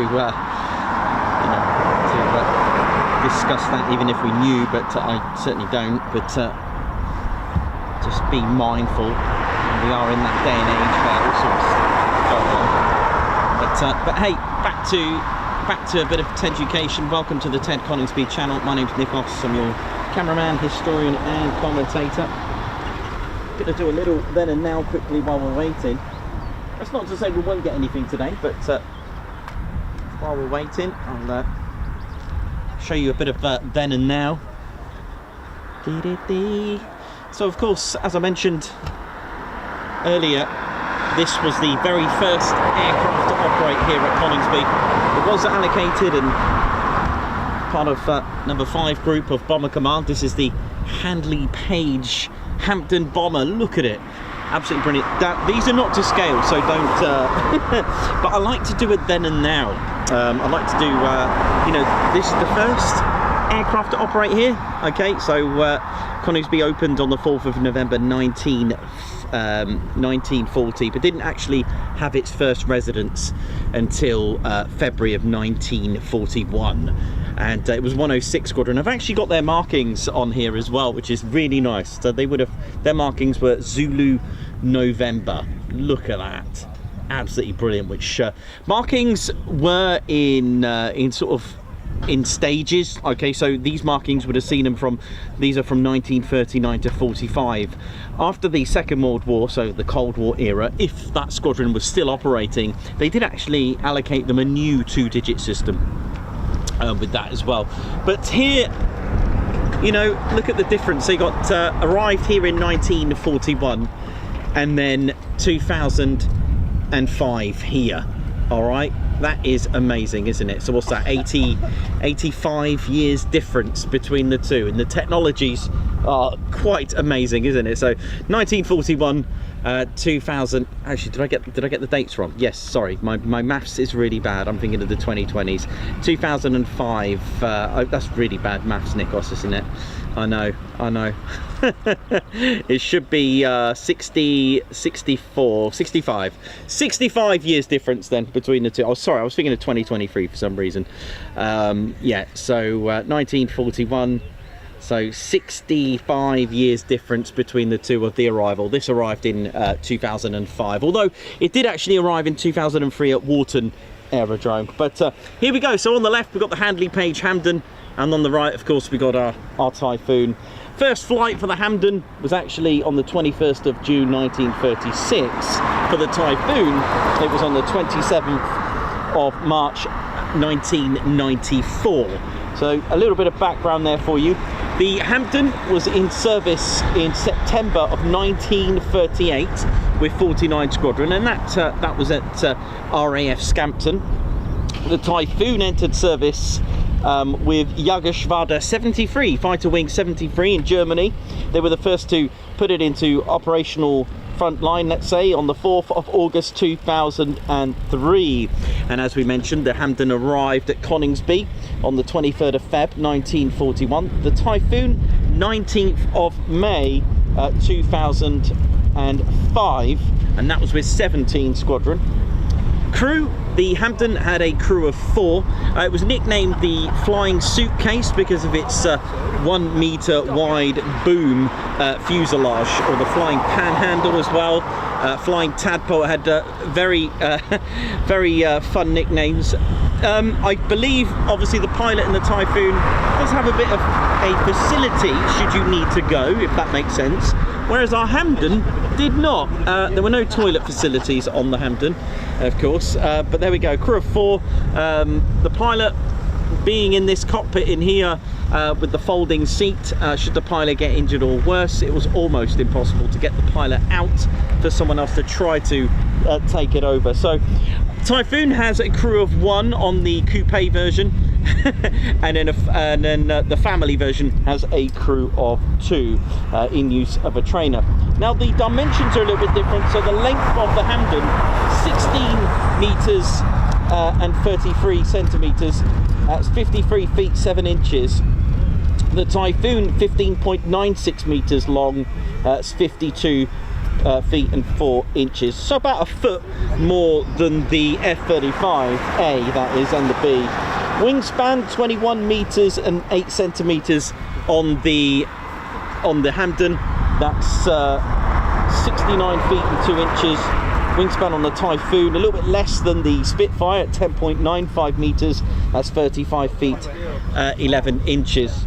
Okay, now this is not a comparison of which is better. This is just a comparison, sorry, that's the wrong word. This is just an appreciation of technology, of how it you know, changed throughout the years in the sort of, you know, when it was introduced. But when I said about the 65 years, that's when they touched down here. I mean, you've got you know, an amazing history of when this landed in 1938 in service, and in 2003. It's quite remarkable, isn't it, with the technology differences through those years. Engines, so the Hampden was powered by a Bristol Pegasus, a 9-cylinder air-cooled radial engines, brilliant air-cooled, can take a bit of battle damage, and the Hampden could, you know, it was quite remarkable. 1,000 horsepower on each. Okay, so 2,000 horsepower. Now the Typhoon here has 2 EJ200 engines. They produce 20,200 pounds of thrust with the reheats. Now horsepower, well, it's a bit of an interesting one if you're going to do that. It's about 50,000 to 75,000 horsepower per engine. So you're looking at 100,000 to 150,000 horsepower, the Typhoon, and this is 2,000 horsepower. So maybe let's say two Ferraris. This one 150 Ferraris. Basing that on equivalent on the 1,000 horsepower Ferrari. I don't know which one that is. If you'd like to put in the comments which Ferrari model is the 1,000 horsepower, that would be much appreciated. Max speed, this one Mach 0.32. So putting that into perspective, that's what, 398 kilometers an hour, or 247 miles per hour. This one, the Typhoon, it's a twice the speed of sound, Mach 2, just over Mach 2 it can do. That's 2,495 kilometers, or 1,550 miles per hour, with a ceiling on our Hampden could do 19,000 feet. The Typhoon, although 50,000 feet service ceiling, does have a max flight ceiling of, let's say, 65,000 feet, but you probably may need some sort of space suit after that, I would have thought. But combat range, well, the Hampden is doing quite well here. The Hampden can do, let's say, around 1,720 miles combat, that is. So, but that'll be with full fuel and half its payload, which I'll get to in a minute. Okay. Whereas the Typhoon on a combat radius would be about 863. Payload 4,000 on the Hampden. Typhoon, let's say around 20,000 pounds on that. Guns, well, the Hampden had 1 at the front, and then it did have 3 eventually, and then they upped it to 5, 3 to 5, so about 6 in total max.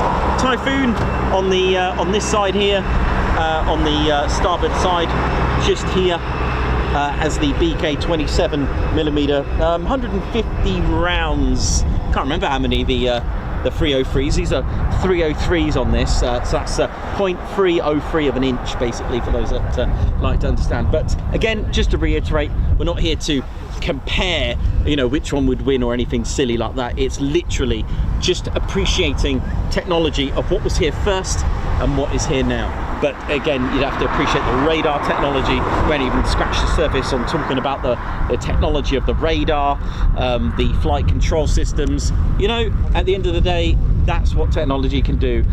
You know, just 1 decade can make a massive, massive amount of difference.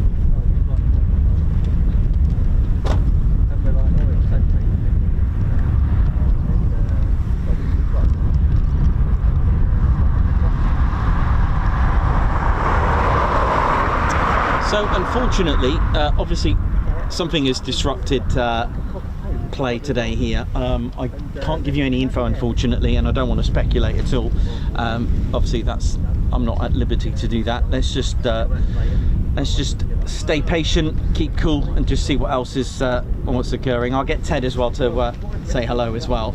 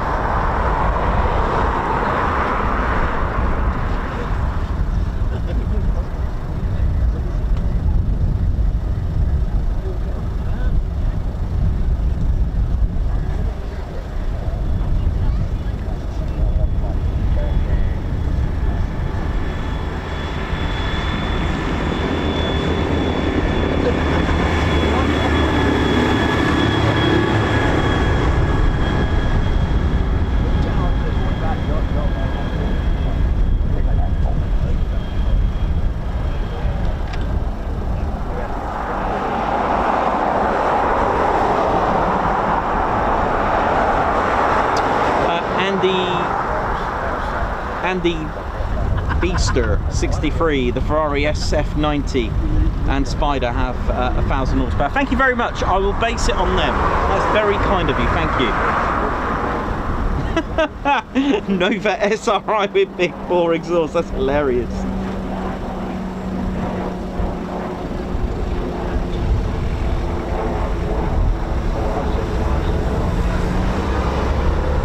That's hilarious, that. Thank you for that.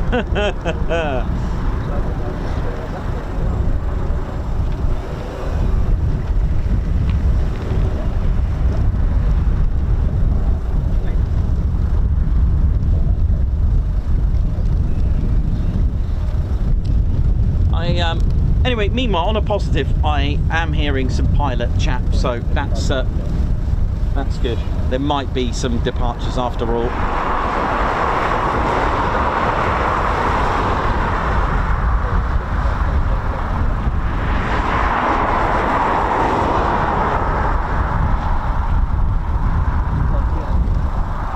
Squadron leader Ted Coningsby on the controls. It's a little bit breezy up here at the moment. But, so Margot, high five. Thank you so much for the super chat. Guards march to you. Thank you so much. Babzar, high five. Thank you for gifting a Ted Coningsby membership. Guards march to you. Not Captain Weber as well with 37 months. Another month passes with an amazing community. Thanks to all for everything you do. Thank you so much. Brian Bielman, high five, paw pump, a salute, and I'll have to give you a fly pass for that. That is a generous amount of support there with that super. A guards march to you from all of us at the Ted Coningsby channel. Also, Margot, best wishes to Ted and all our Royal Air Force for Cosford Air Show. Ted's the official streamer. Yeah, absolutely. 14th of June. Thank you so much, guards march. Chris Austin, good to see you the other day. 25 months, Oii, brilliant community and amazing friends like family, all the spanners. Well done for keeping it sweet and neat, and thanks Nikos and Ted and Claire. And that's right, the spanner flight, part of the Ted Coningsby squadron. They do an absolutely brilliant job. The spanner flight, an official flight of the Ted Coningsby channel and its unit. A fundamental core of the channel that protect 24/7. They are our QRA for Discord, for here, and other things that go on in the background that you don't see. And a guards march and a salute and a fly past for them. So thank you so much. Thank you very much, all of you. Chris Austin, high five as well. A guards march. Thank you so much for gifting a Ted Coningsby membership. Also another guards march for Chris Austin. Oi oi! All the spanners, sending all the love to all spanners and Ted, Nikos and Claire. And of course Kim, hope all is well. Ah yeah, thank you very much for that super. Kevy Howard with 19 months. Oi oi, 19 months and counting. Carl Levy, High Five Guards March, thank you for gifting a Ted Coningsby membership. I can hear a startup. Well, we've got a startup. Carl Levy again, another High Five Guards March, thank you for gifting a Ted Coningsby membership. Ginger Bailey, thank you so much for the super chat. Brian Billman again, High Five and a Guards March to you. Thank you so much for the Dieter, thanks for this week's Streams Nikos highlights with the fly past rehearsals and the KC-135 crabbing takeoff. I know, right? Wasn't that just sublime? A welcome and a high five to 6U13N4. A Guards March to you for joining the Ted Coningsby Squadron. Guards March. Janny Ann 4, thank you for the 17 months. Good morning all. Pete Lawrenson, oh look at him go! High five! Pete Lawrenson has just joined our fighter squadron. Thank you so much, Pete. Pete, you legend, thank you, and I really appreciate that. That is massive support. Thank you. Doncaster Lass with 35 months, Oii TCS. Laser Tech, high five. Thank you very much, and a paw pump for that super. Thanks a lot for the super chat there, Laser Tech 02. Margot, thank you very much for the super chat. A Guards March to you. Thank you to my Spanner Flight colleagues. They're all stars. Thank you very much, Margot. Well said. Alan King, thanks a lot for the super. Guards March. This is Squadron Leader Ted Coningsby. Checking out. So, just waiting patiently for a call from a pilot to taxi out. Unfortunately, these things happen.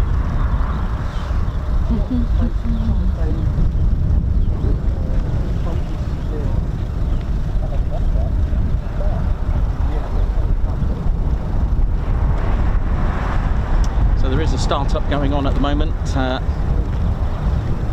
we may get some foonage after all, even just the one, it's always good.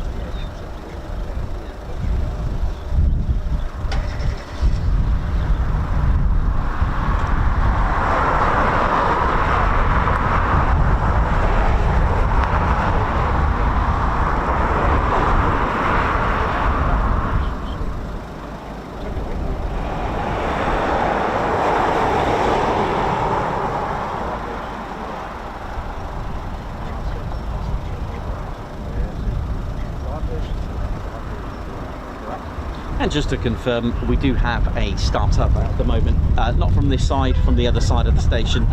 So hopefully we'll get some typhoon action for you. I'll tell you what, the sky's open nicely.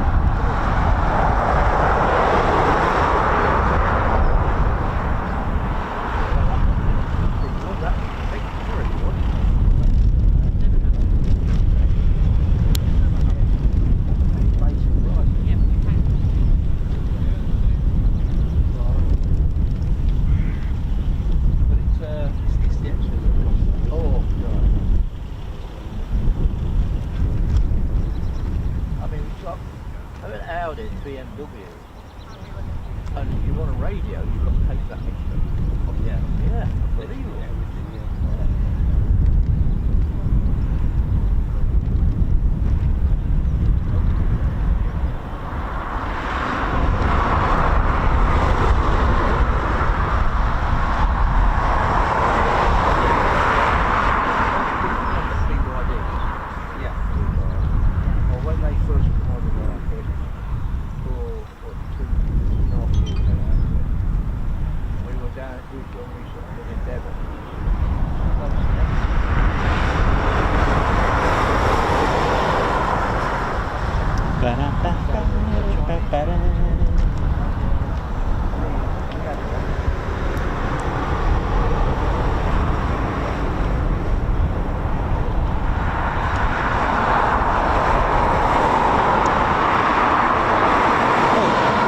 Our last show of the week, and I hope you've enjoyed this week. And I did find it very humorous at Marham on Wednesday. It did make me laugh. I should have really ended play earlier. So it was a bit of a challenge with all that rain. It was quite funny. And as you know, when things get tough, my natural reaction is to laugh.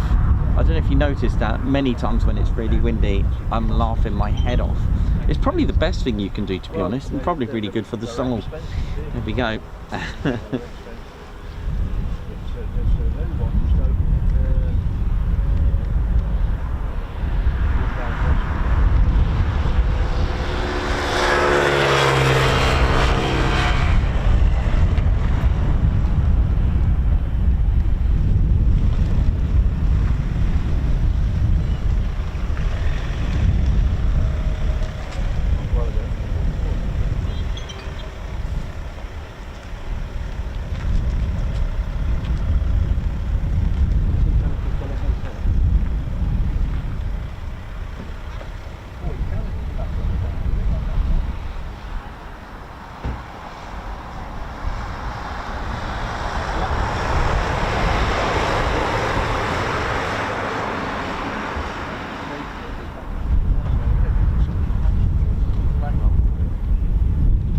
Thanks a lot, Lynx Rainbird.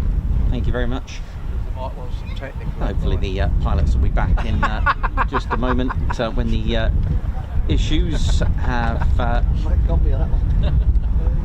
been sorted out in the skies.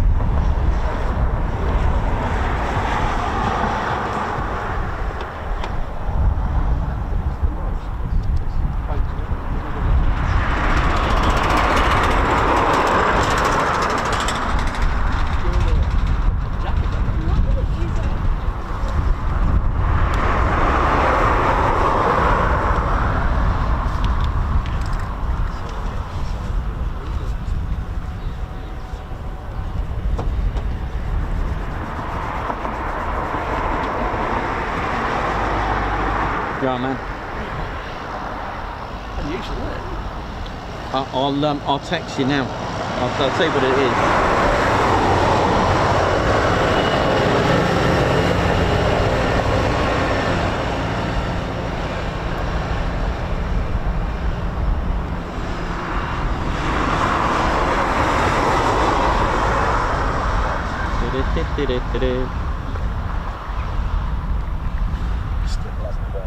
Yeah, kind of makes sense now if you think about it. Yeah.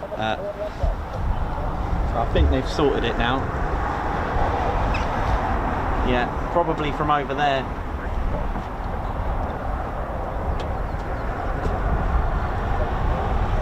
Negative words, press.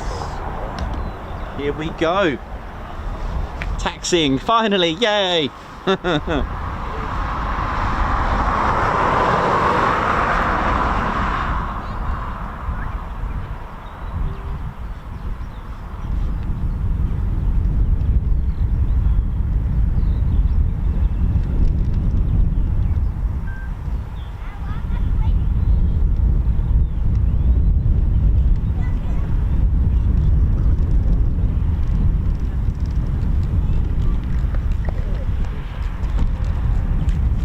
I love when I hear negative words, because that means no words, off you go, taxi out. I always love that, negative words press or negative words. You'll always hear that, whether it's US Air Force as well. Lake and Eef, you'll hear that, negative words.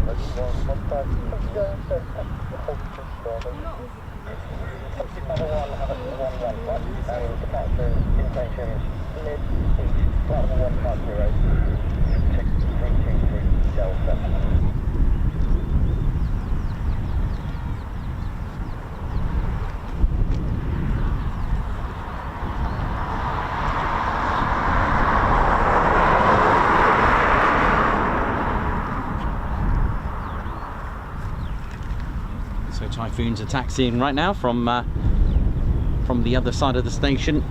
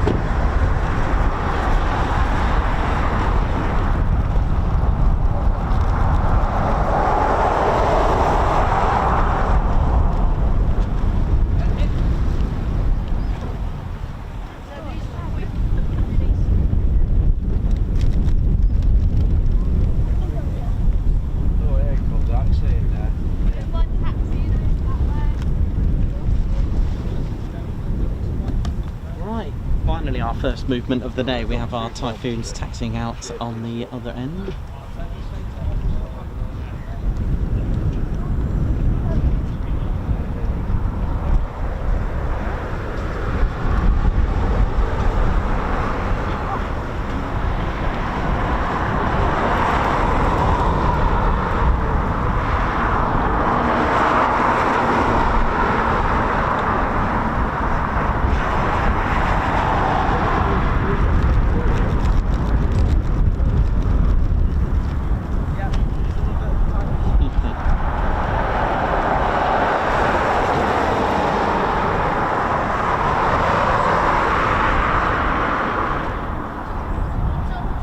Here we go, send it, come on then.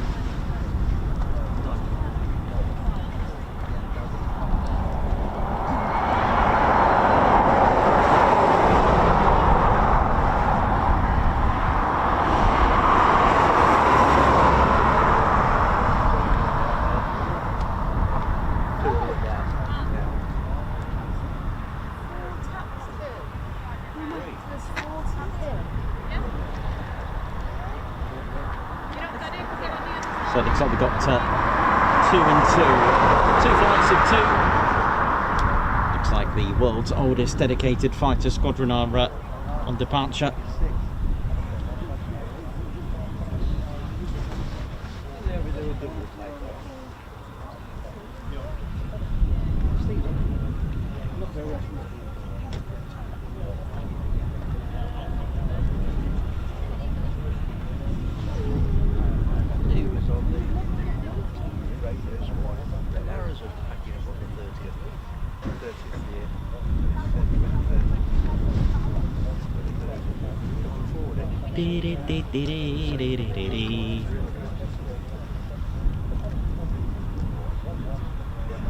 Well, if it's any consolation, the 317 frame, the canopy is open.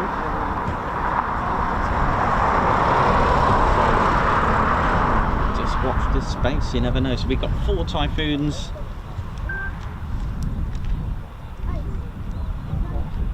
There we go. Thought I'd lost one, you know, like a set of keys. There we go, down now.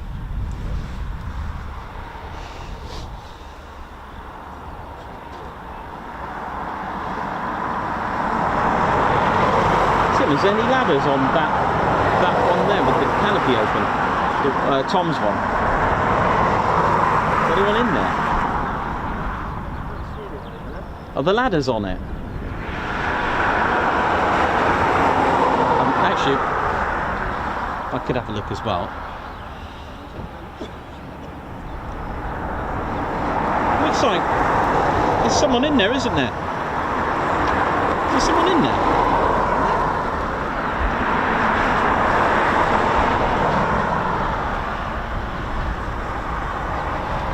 Yeah, 100% someone in that.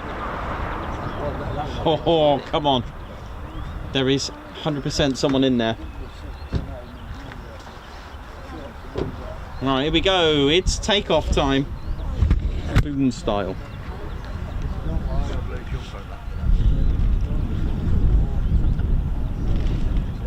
So the ladders. This is going to be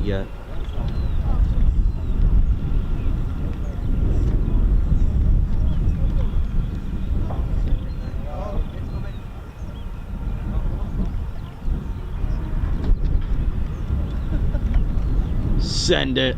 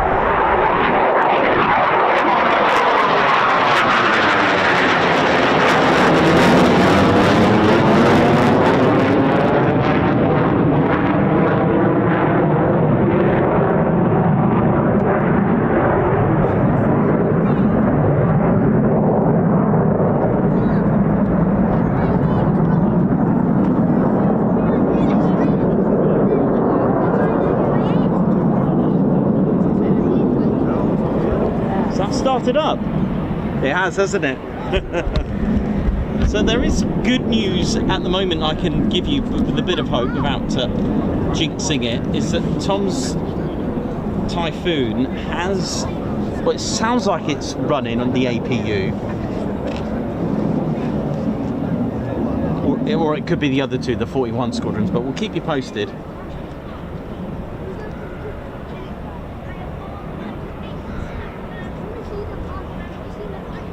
That is definitely a startup. Which one is it?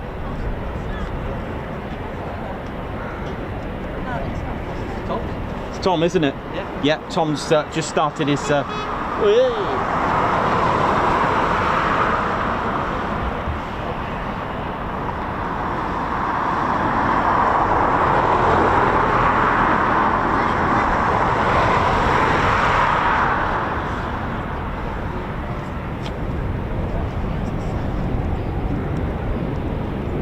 Oh, it's canopy down as well. Yeah, canopy down. I'm not sure if it's these two that have started up. It's all exciting here, isn't it?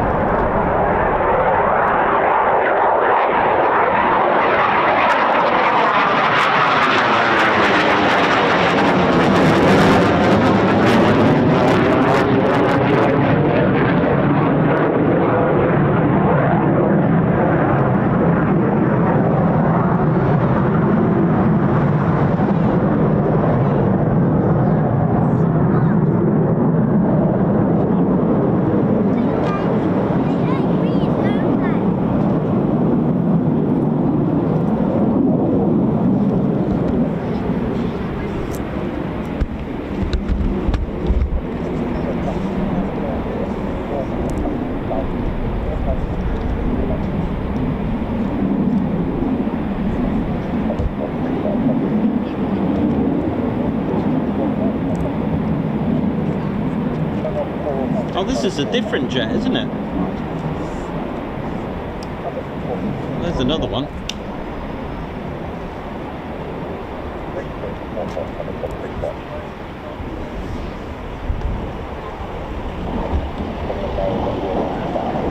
That sounds like Tom. That's Tom on here. I'm going to change the battery. Yes, he's taxiing.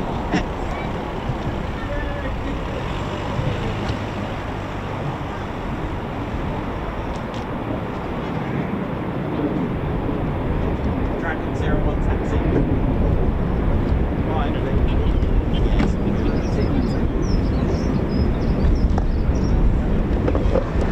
Taxi, now here we go. Right, here we go. Come on, Tom.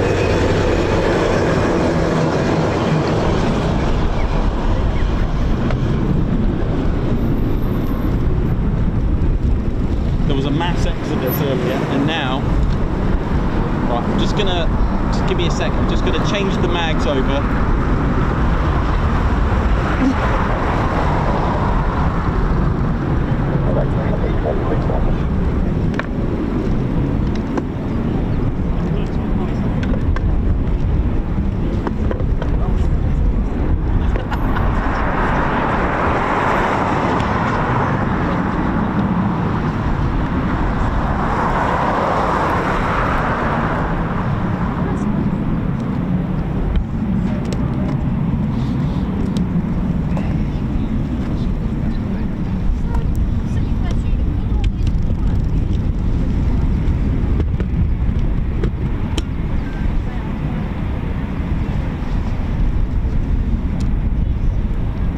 This is our 2026 RAF Typhoon display pilot, Flight Lieutenant Tom Nation. Call sign Dragon 01. Setting off car alarms already just by taxiing.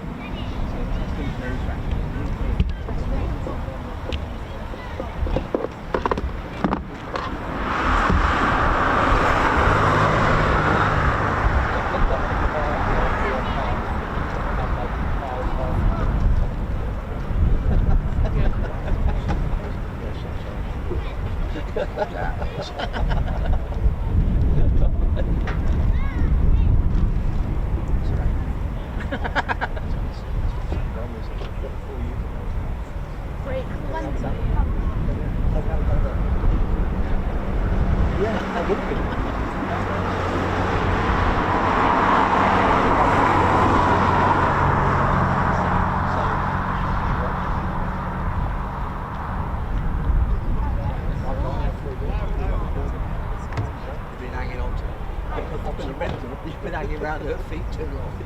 Getting dragged past us, and something getting dragged around.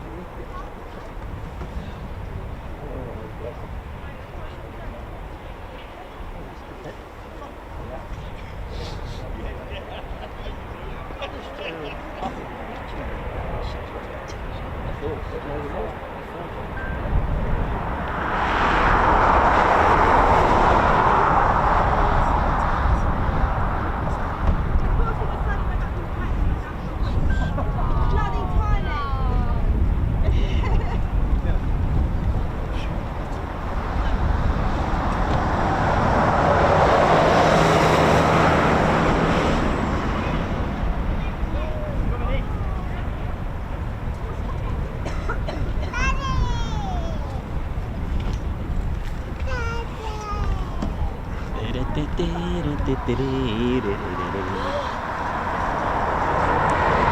finally, we may have our luck after all.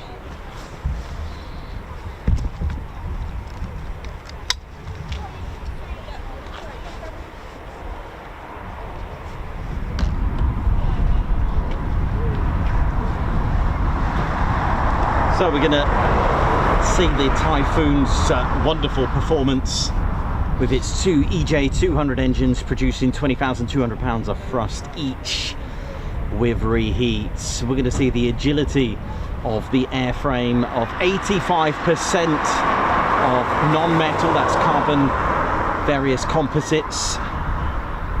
weighing just 24,000 pounds empty. Its thrust to weight ratio at 1.2, it's absolutely incredible. That's 1.2 to 1. It is ferocious. And thrust to weight ratio means that it can accelerate vertically. It doesn't need to pick up speed to start pulling some vertical climbing maneuvers. It can go from a angle of attack, a high alpha at 125 knots, and just suddenly just pull up and just accelerate up. It is capable of doing all that. It is a wonderful, wonderful fighter jet, and multi-role as well. So it sounded like Tom will be. Let me take my jacket actually. Sounds like Tom will be not running in straight for the display. He'll be taking off, going to a holding point. So here we go. Hey, you right, man? That's him. Just called up. Yes, yeah, that's him, man. You good, yeah? Yeah, good, yeah. Here we go. Yeah. I don't think he's going straight into the display, but I might be wrong. Go on, Tom.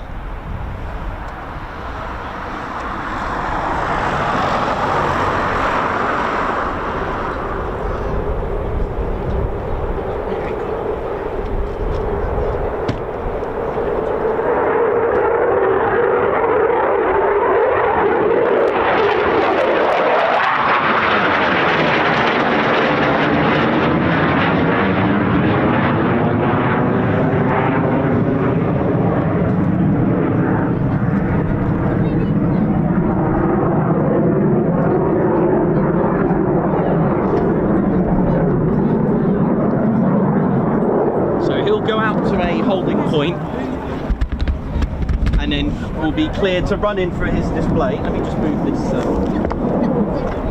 I'll do some prepping here because Tom does like to get my wires in an absolute twisty gist. Right, let's have a little look. So he may go out to Woodhall Spa, pay him a little visit, go and see the Coningsby's ex-satellite station, Woodhall Spa, which was built in 1942, while Coningsby closed to have its runways upgraded to the concrete hardened Class A configured runways. The two squadrons that were here, 97 and 106, were operating their new their new Lancasters from Woodhall Spa, and then once the station closed in the summer of 42, reopened the following year in the summer of 43. Sounds like some sort of Bryan Adams song, that. But there we go.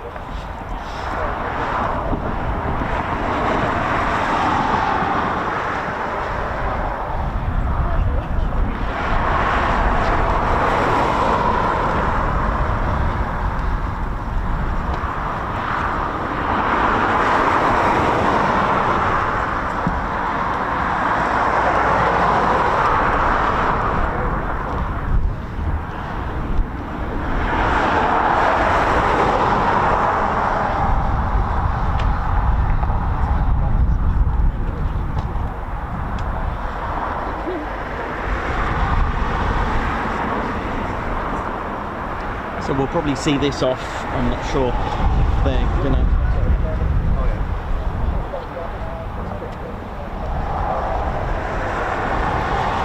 Depends what the plan is. And the ATC can do that. He's just out by sort of East Kirkby. Whether or not they'll let this one take off and then let Tom run in. You see, that's it's beyond.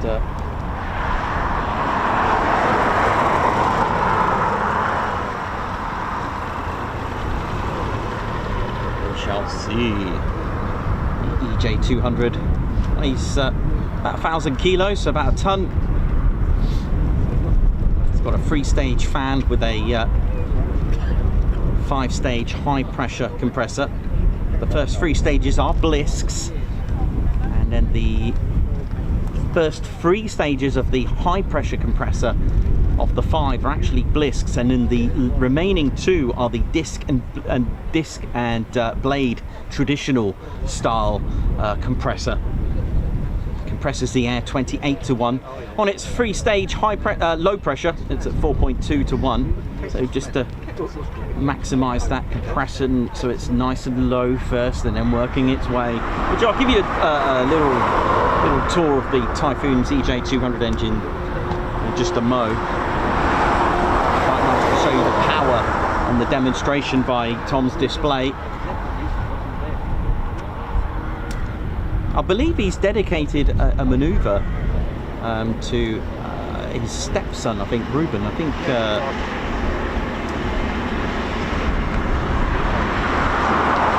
dedicated a manoeuvre called the Ruben roll, I think it is. I think it was, or the Ruben drape. I can't remember which one it is, but that's quite nice when they implement dedication moves like that, especially for this young lad. That's amazing. Bypass ratio quite low at 0.4 to 1. So when I say the high pressure compressor, that's going to now compress that air 28 times what it used to be, which is phenomenal.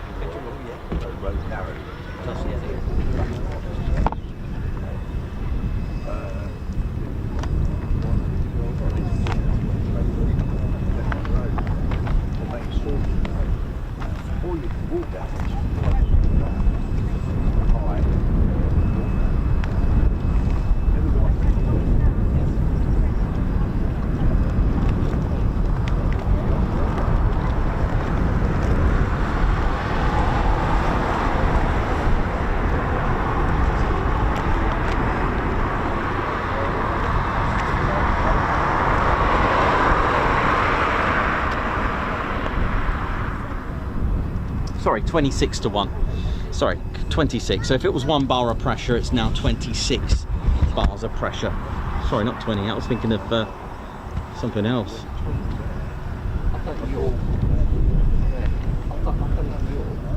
So correction there, not 28, 26.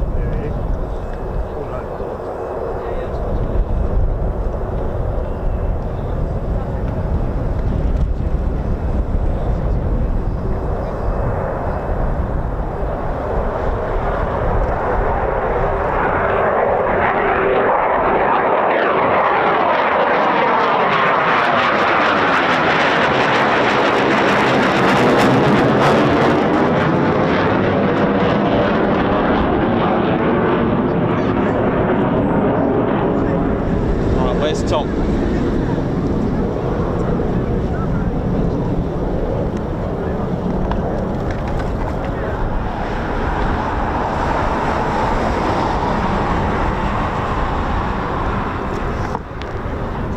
Sorry, I was thinking of the F-35. The F-35 Pratt & Whitney's F135 PW100. That's a 28 to 1. I think that's leading off from.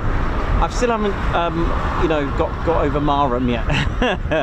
So there you go. So now you know the compression ratio of an F-35 engine is 28 to 1, whereas the Typhoon's EJ200 engines is 26 to 1. There you go. So you've got a bit of extra info there for you.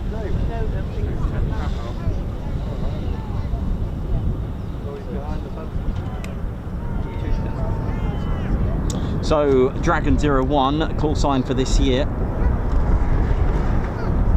Tom will be given clearance to run in for his display, all being well, very shortly.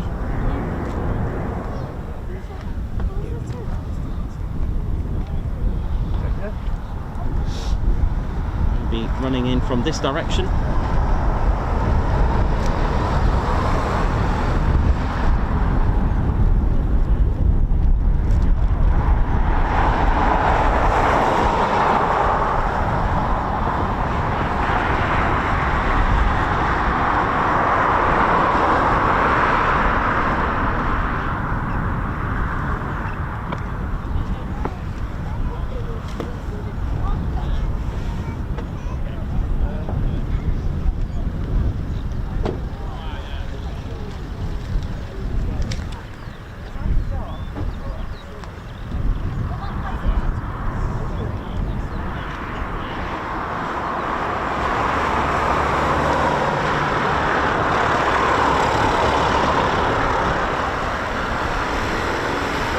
Right, looks like Tom's running in now for his display. Here we go. It's time to make some noise. Not us. Because you won't hear us.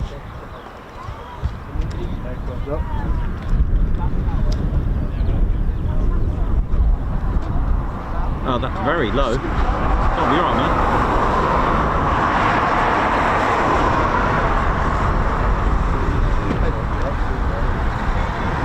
Oh, yeah! And the delay as well of the sound.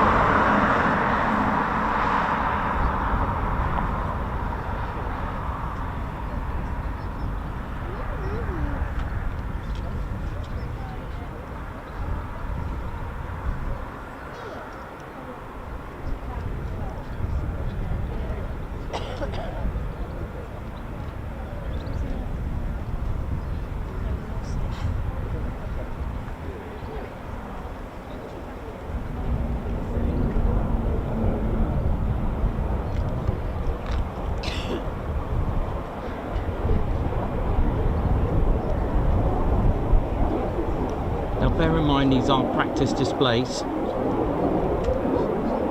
So Tom may be doing the second part in just a moment.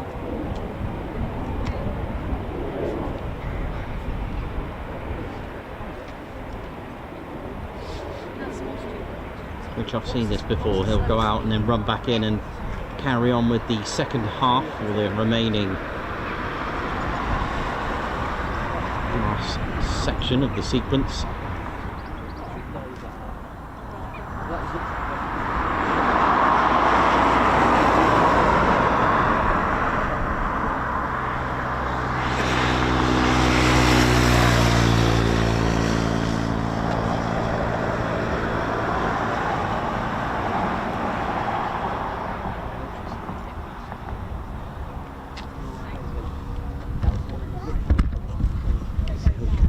Like last time, I've seen this before, he'll just run in and carry on with the...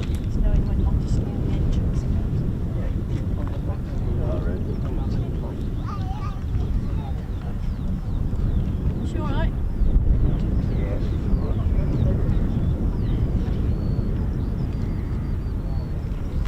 Okay, next question. How can I get a date with Tom? Divorce me. Thank you.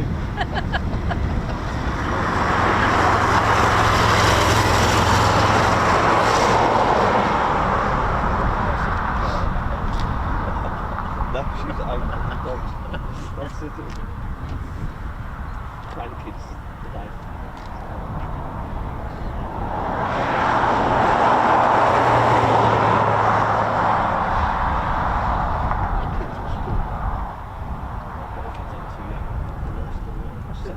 First one goes in September.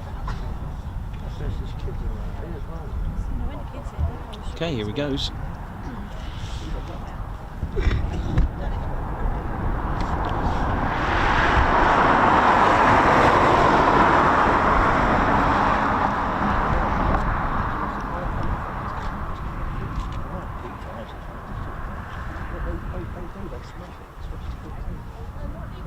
where is he now? Or am I just seeing typhoons? Hang on.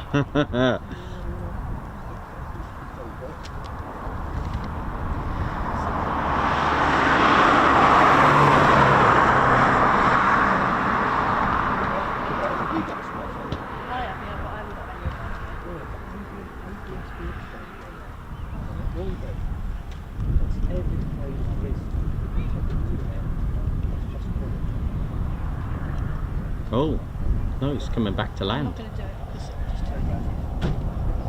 It's too addictive.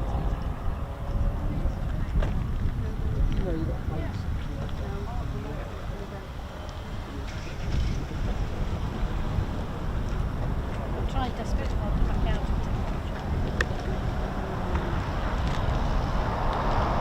Maybe there was an issue. Who knows? We'll never know. But Tommy's coming back to land by the look of it. But from what we've seen,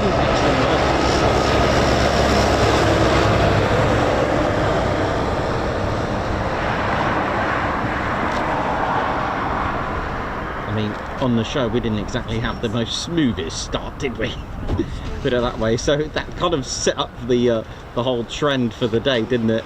The Ted Coningsby channel was having just a few little technical issues, which were taken care of, but oh dear, I know what it is. I'm just for those that have Windows will probably appreciate the fact that you've got lots of work to do. You open the laptop up and you've got about 1,000 updates to do on the day that you really need to do it.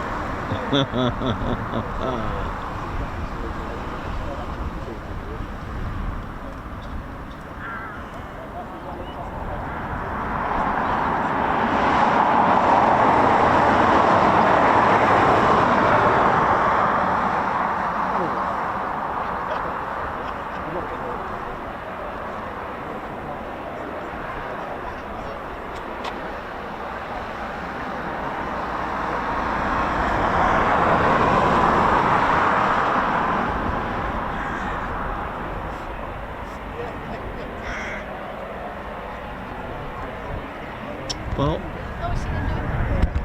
there we go.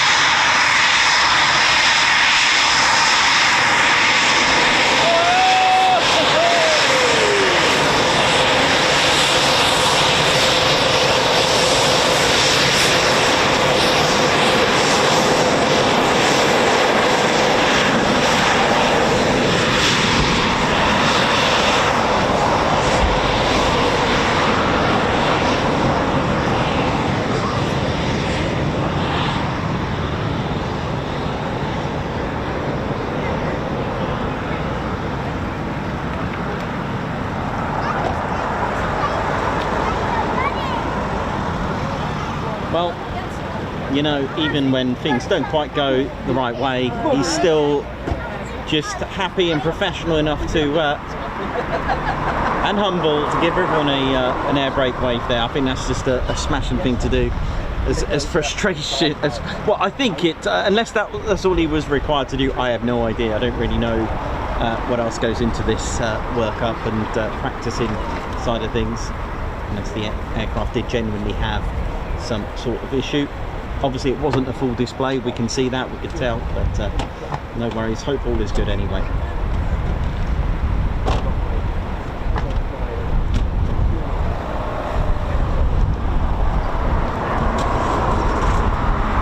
Squadron there, nicknamed the Buzzards.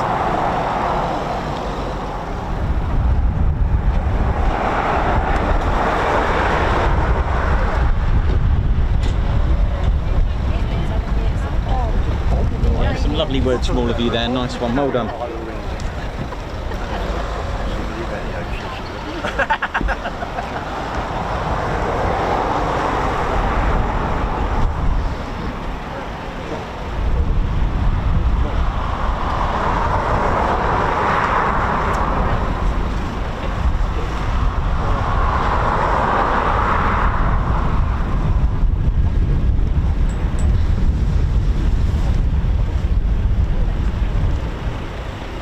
Been a challenging day today, isn't it, for everyone? It's been a strange day today, very strange. But there we go. We did see some of the display.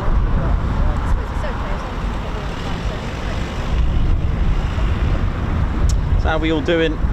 Synchrotones, Lynx, Rainbirds, Bloxham, how you doing, Bobby? Hope we're all well.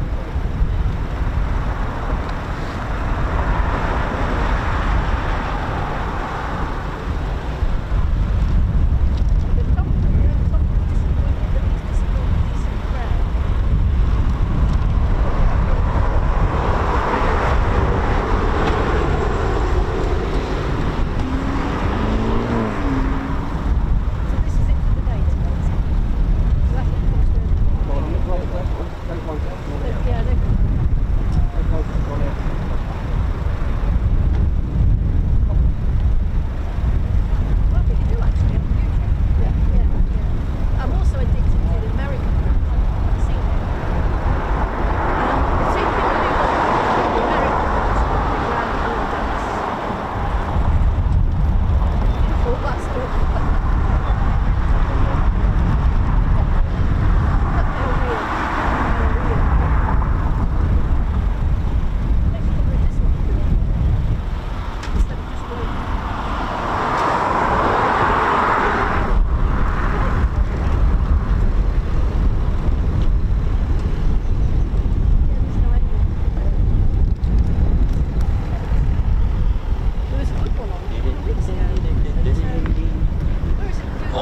Right, how we doing, ladies, gents, teddy bears? Hope we're all good.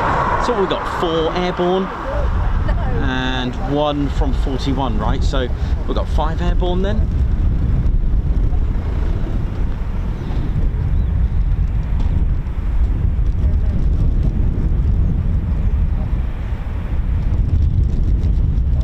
Tell you what, the wind's just started to remind us that it's not done yet.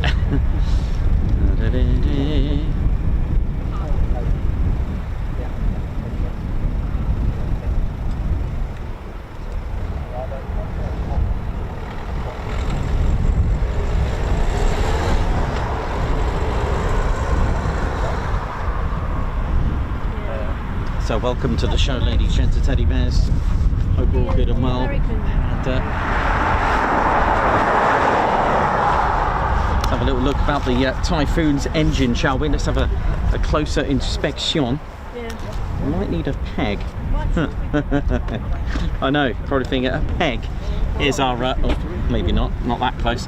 For those who'd like to know a little bit more about the Typhoon's power plant, it's this, a little bit of sketching I did, which took about 2 hours to do, especially all these details here. This is the EJ200 engine, and the Typhoon has 2 of these, and it's a consortium of 4 different companies, being the 4 countries that put together the Eurofighter project. And this is the power plant, and the Typhoon has 2 of these 1-ton engines. It weighs 2,204 pounds for those that do the old money. Again, each 4 companies, they formed Eurojet. It forms of Rolls-Royce, MTU, Avio Aero, and ITP Aero, and they all make different things. If I just give you a little close-up of what they make. So Rolls-Royce, they make the combustion system, the high pressure turbine, which is this first turbine here, and the engine health management system, which is somewhere down here. Today we'll do Avio Aero. They do the low pressure turbine, so that last turbine there, that second one, the reheat system over here, and the air and oil cooling system as well. So that's what the companies do. MTU make up about 30% of that, for those that would like to know what they do. So it's quite a lot of stuff. I mean, ITP Aero, they make the nozzle over here. The nozzle has 12 flaps on each nozzle. They're called fairing flaps, for those that like to know. The jet pipe, the diffuser, the bypass duct, which is the air that allows to flow over the engine to cool it down and make it a little bit more economical. It also quietens the engine down a little bit, and the external dressing as well. So air goes in through the inlets. Shall I show you the inlets for those that like to see a Typhoon inlet as well? I may be out of hands here, but the 2 inlets underneath there, they go in through there. They get sucked in for a long tube. The tunnel goes through and meets these. These are blisks. Okay. Now, I'll show you what a traditional disc and blade looks like. Okay. These are big. There's 3 stages. I've drawn you 3 because there's a 3-stage low pressure compressor, and what that does, it compresses and squeezes the air to a low pressure, not a high pressure but a low, but it still compresses it to 4.2 to 1. So if it goes in at 1 bar, it's now 4.2. So 4.2 cubes of air is now 1. It's been squished. Okay, and I'm going to give you an example in just a moment, but these are blisks. The benefit of blisks is that they're lighter and they're 1 unit, so they're not going to be exposed to fatigue and damage, because traditionally you have individual blades, which I'll show you in just a moment. So these first 3 titanium blisks, they're beautiful. Once they go through, you'll notice it gets narrower and narrower. I've actually chopped it, so I haven't done the whole disc, but I've chopped the discs here. All right, so you can have a nice little cross section. Now I want you to imagine scuba diving oxygen tanks. You know how much air is in there. It's quite a lot, but it's been compressed. Okay, you get a lot more air when you compress it. Think of the orange juice companies that claim to have 4 million oranges in just 1.2 litres. The benefit of compressing air, okay, is to make it, compressed air is more combustible, it's more explosive. When you pump a football or your bike, the pump gets really hot. So it does warm up, gets hot, but you get a lot lot more air and it's a lot more combustible, which is why Veruca from Charlie and the Chocolate Factory, she had to go in the squishing machine, they had to squish her. Well, that's what's going on with the air. So you're getting, you know, all that air, but squashed, compressed. It's going to be a lot more combustible and excellent when you mix it with fuel. Now, the first 3 stages of the high pressure compressor, this is the high pressure and that's the low pressure. So the low pressure are bigger, so you can always tell which one's which. The first 3 are actually blisks, but the last 2, they're actually the disc and blade. Now, I do have a section from a tornado of what that looks like. I should really show you how big. So this is a compressor. This is a high pressure compressor. This is titanium. I think I've got it at its widest. This weighs a little bit, so I dread to drop this. But yeah, so this spins round, so you can see how small the little blades are. Okay, and they're actually there's play on these, and there's a reason for the play, because if they were taut, they could actually get more damage that way. So it allows for a lot of play, and this spins round and it gets smaller and smaller and smaller. So this is off a Tornado, off the RB, the Turbo Union RB199. Look at it, beautiful, isn't it? So these blades go up to probably about this big on the high pressure. I've got a Buccaneer blade that I can show you as well, but these are amazing. Look at them. So this spins and compresses the air and squashes it, and then what happens after that? Well, you then inject fuel, and then in the combustion chamber, so you spray, you inject fuel in with that compressed air, which is now 26 to 1, which is absolutely amazing. The air, by the way, that's sucked in is about 75 to 77 kilos per second of air that goes in, mixes it in with that compressed air, and then bang. Now that reaction, that kinetic energy, that explosion now turns these turbines. Okay, you got this is called a twin spool system. It's a high pressure turbine first, again a bit like that disc system, but a little bit different. What that does, that powers the 5 high pressure compressors, this turbine. Okay, and then you got the second one here, that's the low pressure turbine, that actually powers those 3 huge low pressure compressors. So they're actually powering kind of each other off. So the compressor's putting in the air, the combustion chamber's turning the turbines through a shaft is powering each of their designated compressors, which is amazing. Now if you left it at that combustion, that force after there, that is thrust. Okay, if you left it at that's like mill power. Okay, that's dry thrust. That's like off your Rolls-Royce Trent or your airliner that doesn't have any afterburners or reheats. Okay, now the reheat is a little bit different. Now it has to have its own reheat or afterburning chamber. Now what's going on here? To give you an idea, the Typhoon's engine burns about 1.6 litres per second in just standard mill power, okay? So without reheat, okay? So that's quite a lot. But wait, when you are now burning with afterburner or reheats, you are now burning 6 litres per second. That's 360 litres per minute. Okay, now what's going on here? Why is it so chewy on the fuel there, right? Well, the thing is, remember when we said about the air being economical here, it's compressed. What you're doing here, you haven't got compressed air, you've got hot gases in here, and what you're doing, you're just literally spraying fuel in here and igniting it, but it gives you more power, from 13,500 dry to 13,500 dry to 20,200 with reheat.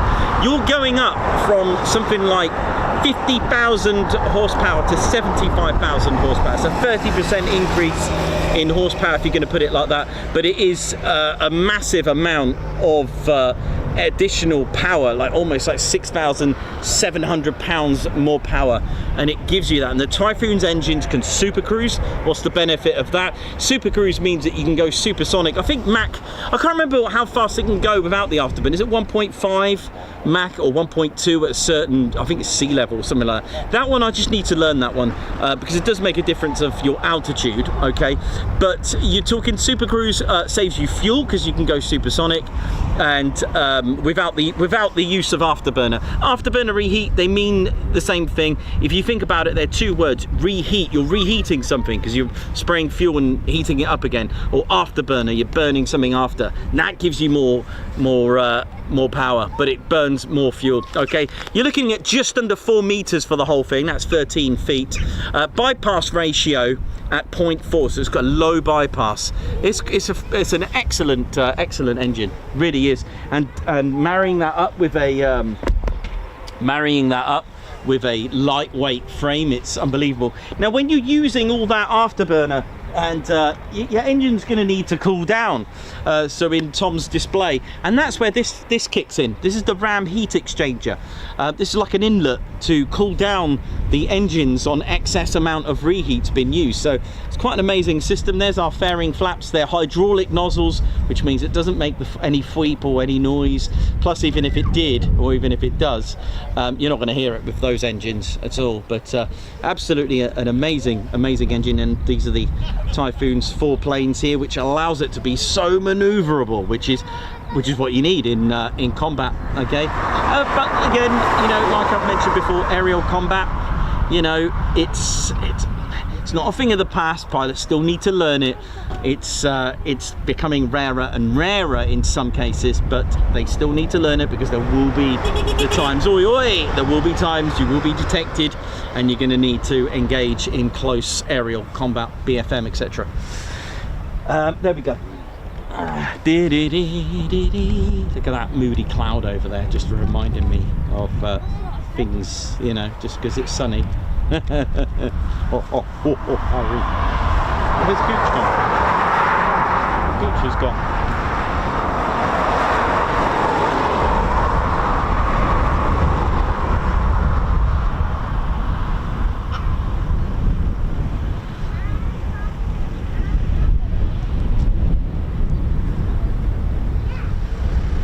Oh, I was right, 1.5, Matt. Thank you very much.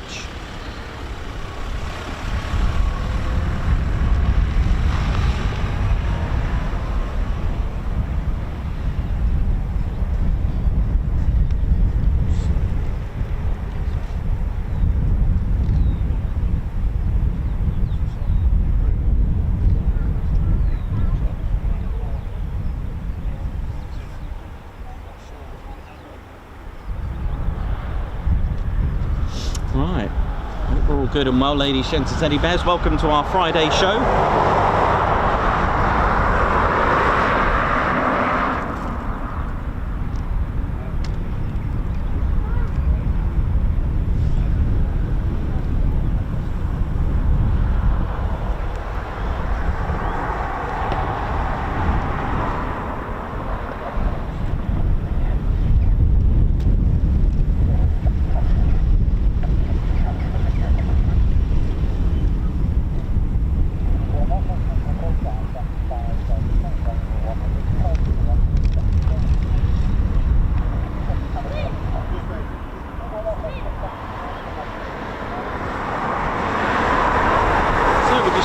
Other Typhoons that departed earlier this morning.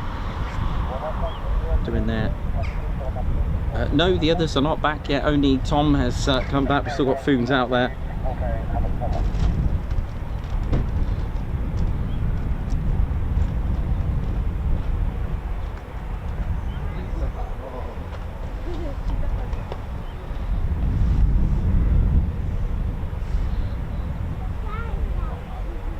And thanks a lot to those of you who have subscribed today for us. Thank you very much. We are heading for 132k. Thank you so much for that. That's absolutely amazing.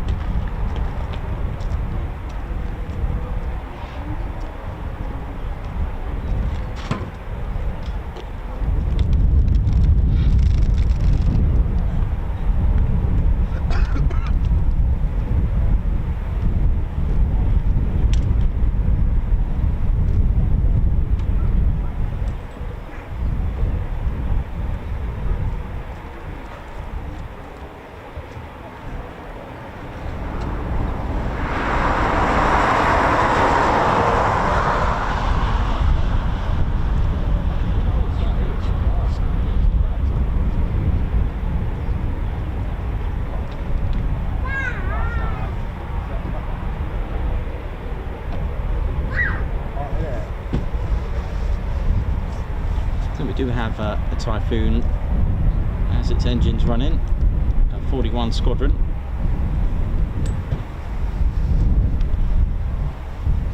Looks like Havoc 1-1 flight of 2 on the way back, I think. Let me just double check before I commit to saying something like that. Yeah, Havoc 1-1 flight, not far now. That's if it is coming back. It's certainly approaching this way.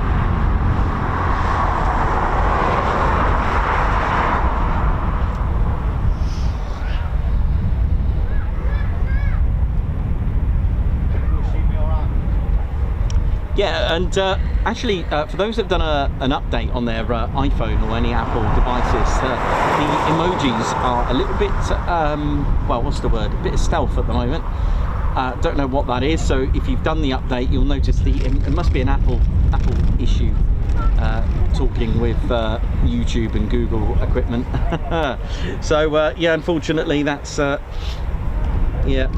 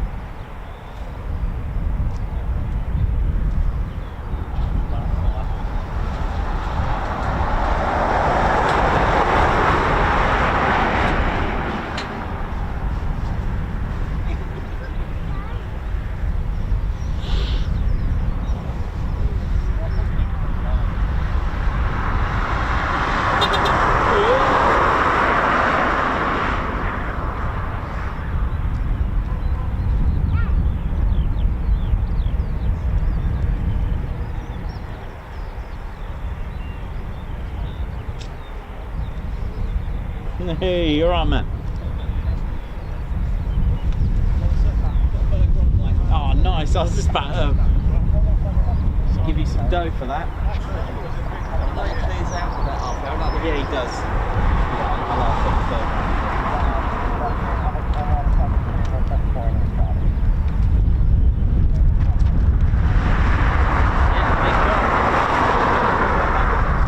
Yeah, they're coming back now.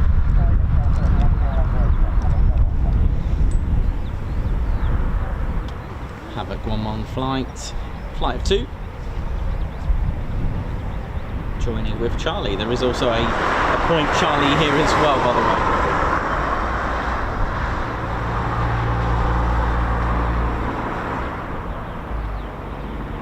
It's funny, you kind of look in the right direction, but just appear out of nowhere, don't they? They don't make any sound. Just appear out of nowhere, literally.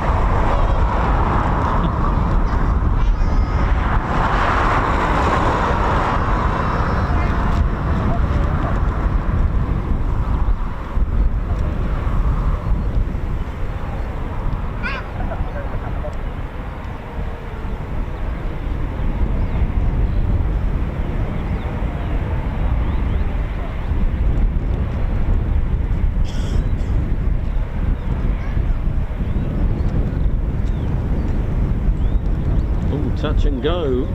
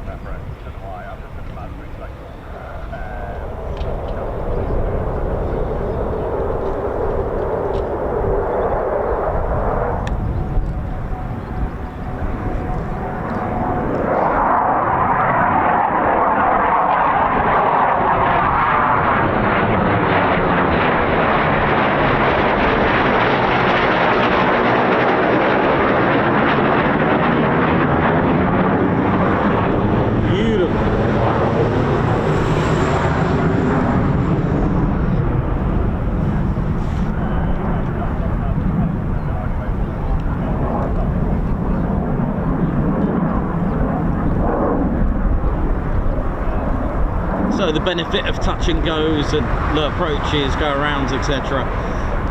gives the pilot an opportunity to get more takeoff and landings in one day. If you think about it, in one sortie, you take off and land an asset.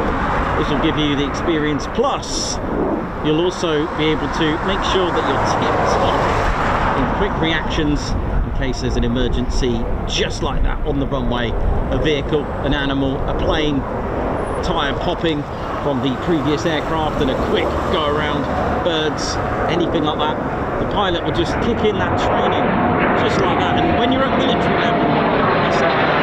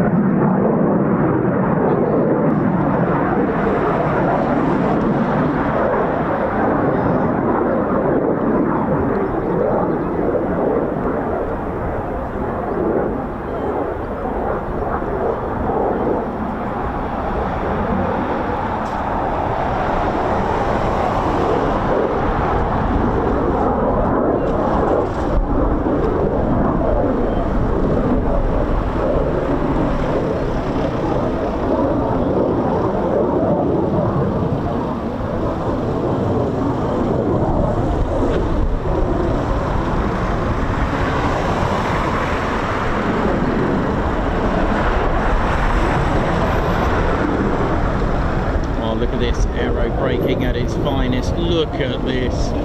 what looks like a wheelie is actually called aerobraking or aerodynamic braking. Basically turning that undercarriage into a massive drag chute, basically creating a lot of drag, assisting in slowing the aircraft down, taking the pressure off the braking systems on the main landing gear, because of course the front landing gear, not the nose gear, doesn't have any brakes. It does steer when you're on the ground, that is.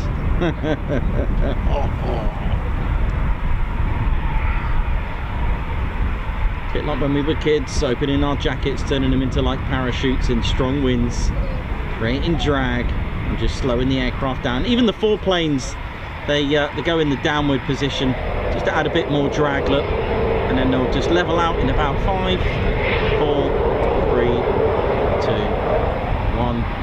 Off you go. Well, nearly. They'll level out in a minute. Honestly, they will level out.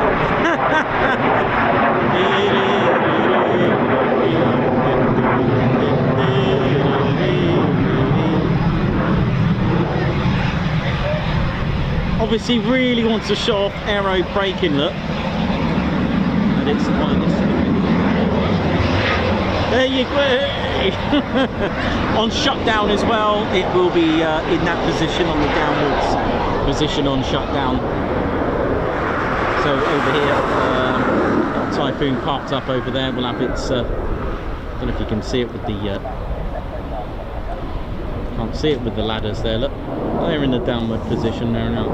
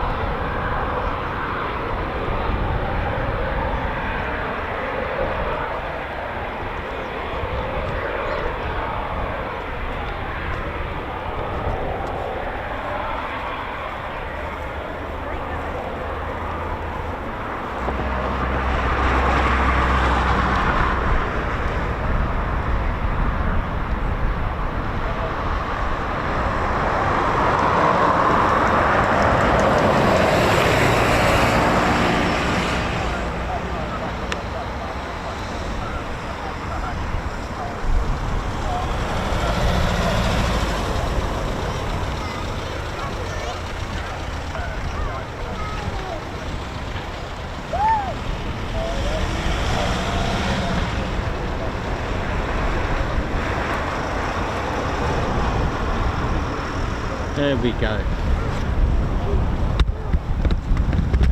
And in an upcoming video soon, in the next few weeks, I've got close-ups and slow motion of the foreplanes in action on landing. It's really cool. It may not be something that you'll notice, but they really make some intricate adjustments and moves and adjustment. It's absolutely amazing to slow it down and watch them move. It's really, really cool. In fact, I don't even think I've slowed it down. I think I've just zoomed in so you just see the foreplanes. It's really spectacular to see. It can be used for speed braking as well, and of course every agility. If you take those foreplanes off the Typhoon, those little wings at the front, it won't. Well, one, it won't fly very well. It's basically, it's got no elevators. So it has foreplanes instead that'll adjust the pitch, the angle of attack.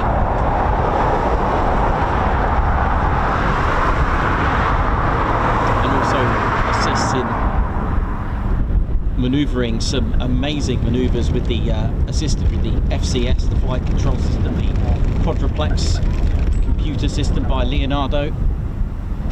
It's got 4 lanes, sorry, 4 main computers or 4 channels, which on the Typhoon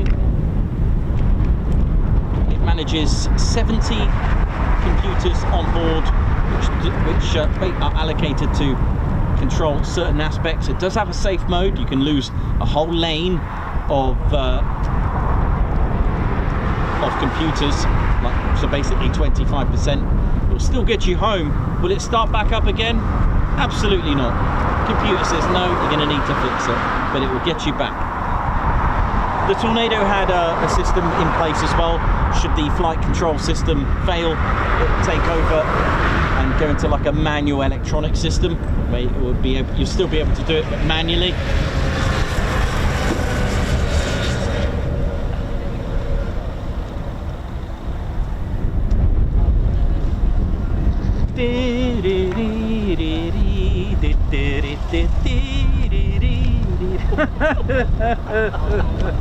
Oh, Harry.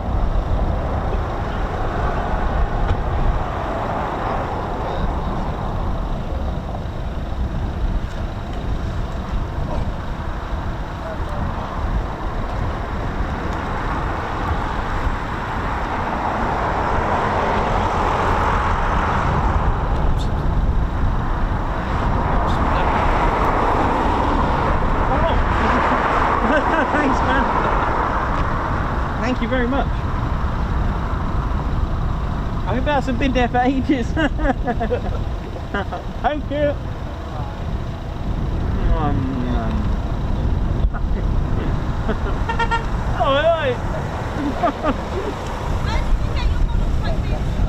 Everywhere. Everywhere, you build them.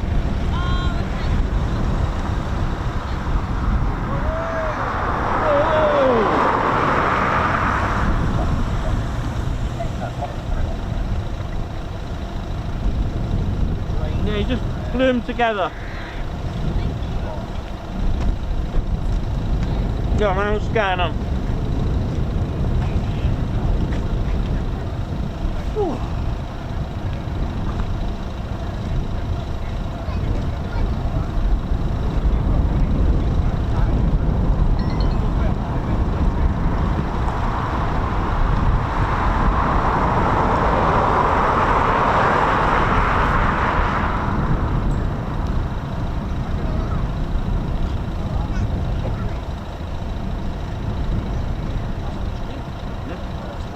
Yeah.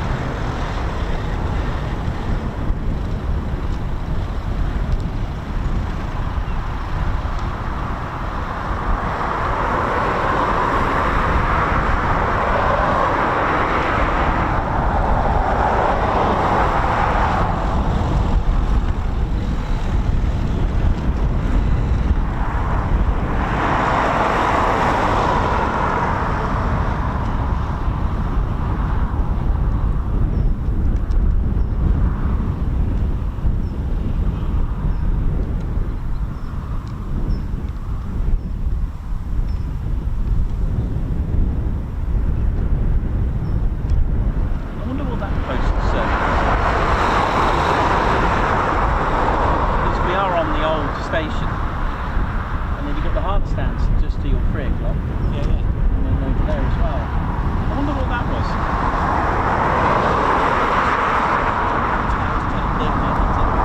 Yeah, that post, it survived. And all its other fellow posts didn't.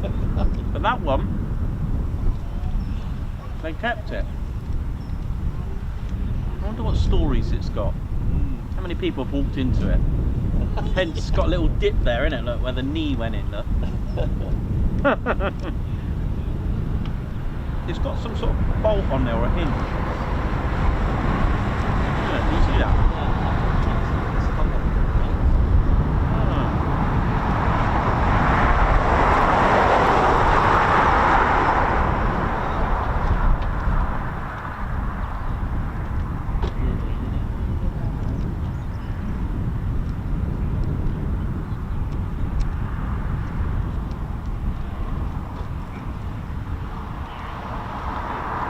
Steve's got the right t-shirt on.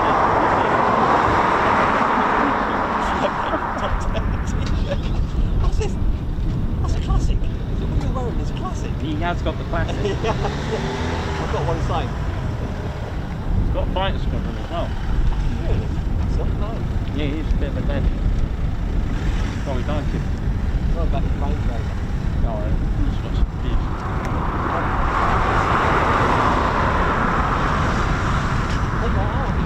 Brilliant, brilliant stuff. Yeah, maybe you smile when it's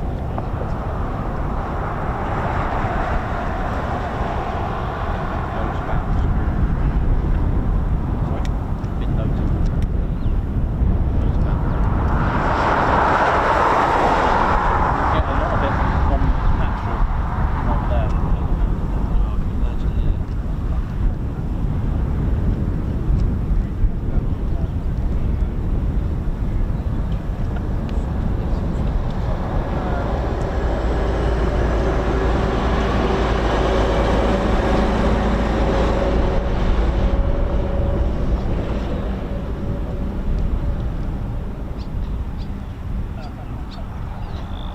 Oh yeah.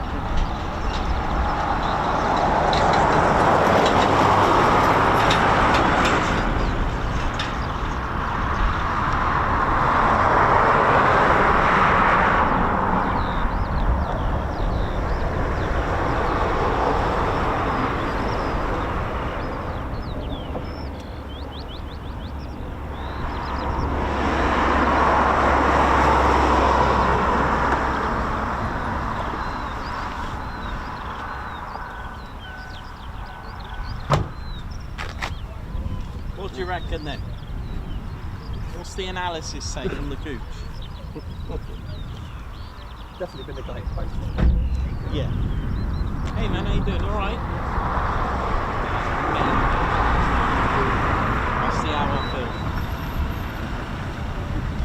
Got to get the transport. Same day. Yeah, I'll see. I might. I probably will do, but.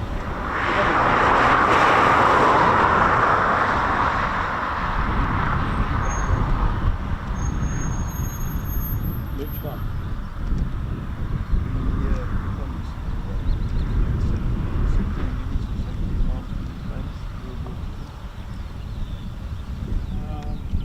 I've done a few. Yeah, I've done a few. You want? Oh yeah. Yeah, I have. How do you find out when they're like flying? So like, you just random. You just turn out because it's a that- working military base. Yeah, that's what I thought. Yeah. I was driving, my daughter missed the bus, so I had to drive the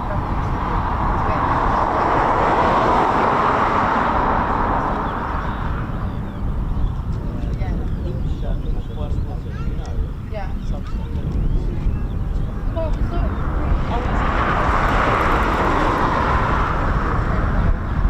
I wish I could redo that one because I'm probably going to do a better job. But hey, it's one of my first ones I've done. Yeah, it's a very old one. It wasn't far.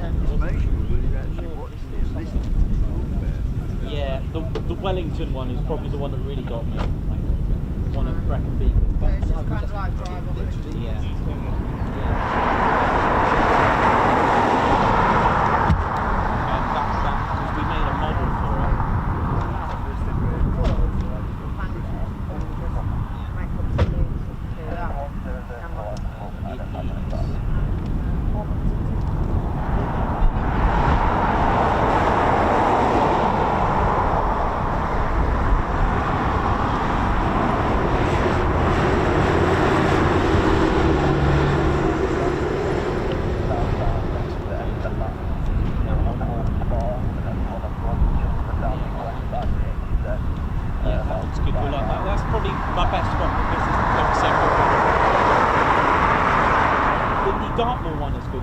the US Navy one as well that crashed. That's BBY. That was a good one as well to watch. But yes, I do get emotional because, you know, I mean, it doesn't matter the age, but some of them, when you put the age with it, I don't know why, it just go weird in an emotional way. You just go into a trance.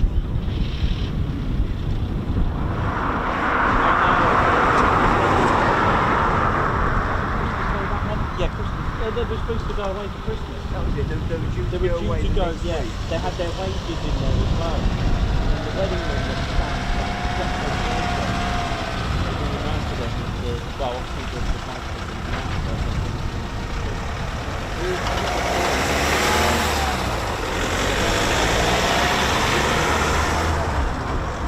oh, thanks. Go on with Yeah, no, I tell people how to find it. I tell people just leave it alone, don't touch it. I've seen videos where people just mess around with it.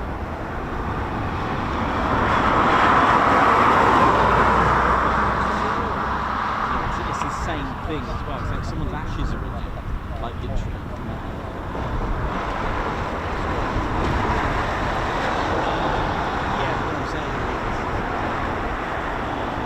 Yes, without getting too graphic, there's going to be when you got something, you know. Yeah. Well, the Wellington one got in because that was 3 of them went down with the same problem. All 3 had icing in the carburettor. It's like that book I gave you, they're all the ones that crash around it. Yeah. Let's just say at least 60% didn't remember the comment. No, it's 10%. So 5,000 deaths on training in total. If you did that today, they'll be probably saying, right, there's something wrong here, you are not flying. But they had no choice because there was a war going on, you know. 25% of Avro Manchesters crashed on non-operation. So that's...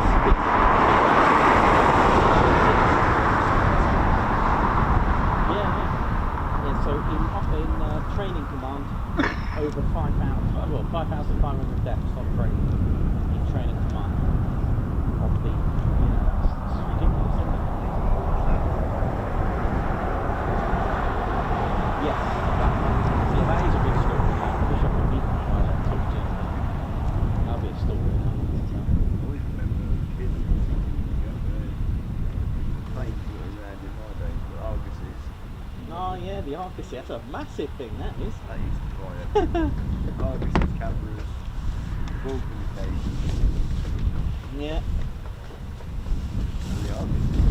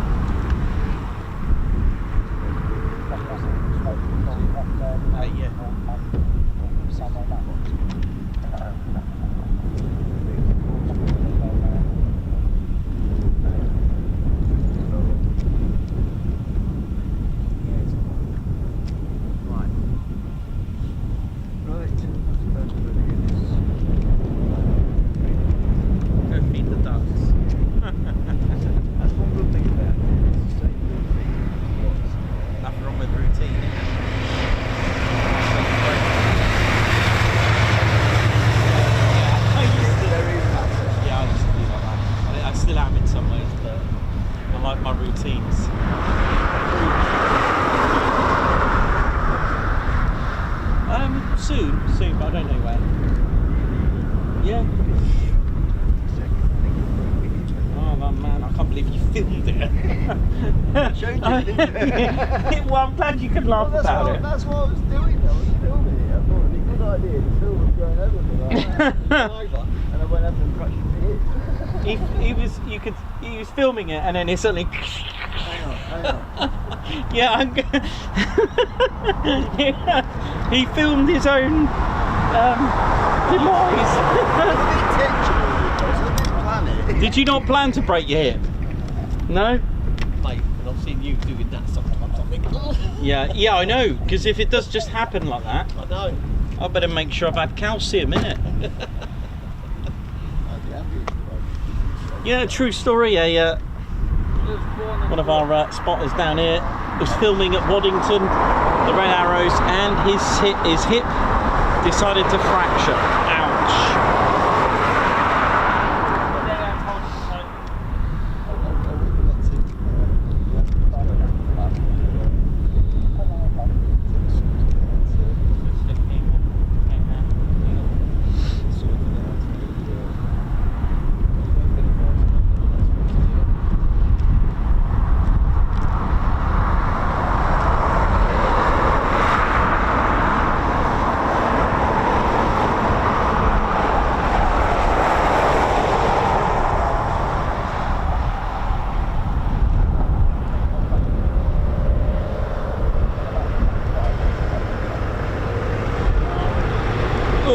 Big shout out to the Defence Fire and Rescue teams. What up? Oh, I've just thought of an idea. I'm gonna do a bit of a Star Wars on it. After the show, I may have time to go and do a. I know I'm skipping to part 3 instead of part 1 of how TED came about. But I can do the part 3 today. But don't worry, I'll do part 2 first. I won't do the Star Wars. Star Wars do like episodes 3, 4 and 6, and then 1, 2, 3. Did they do that? Am I wrong in saying that? Wasn't the one that came out in the 70s? Was that technically not the first one, even though it was the first issue? Is that right? I think Tom Nation would know. But I.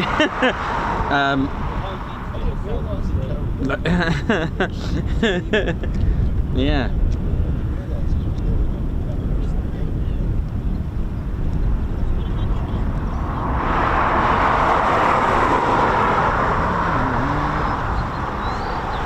I mean, all I know is that because I've said this before at Lakenheath, is that the very first Star Wars screening occurred on the same year that the F-111F Aardvark arrived at RAF Lakenheath. That's right, 25th of, I don't know if it was 25th of May, but in 1977, not only did Star Wars screen for the very first time, the 495th were reactivated and the F-111F Aardvark made itself home at RAF Lakenheath. There you go, that's how you remember stuff like that. Do you like that?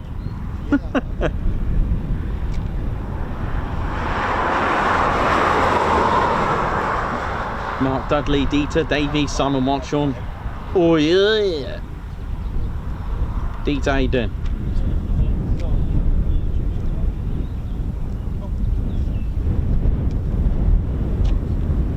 Oh yeah, so yeah, that was correct. Yeah, so it was like it started in the middle, which really confused me when it came out like later in the years, the other episodes 1, 2 and 3. Mind you, I think Lord of the Rings went that way a little bit, didn't it? It started to do The Hobbit. Is that right? I like Lord of the Rings, that's quite cool. Ted's in one of them, Lord of the Salmon. Oi oi! Lord of the Bears.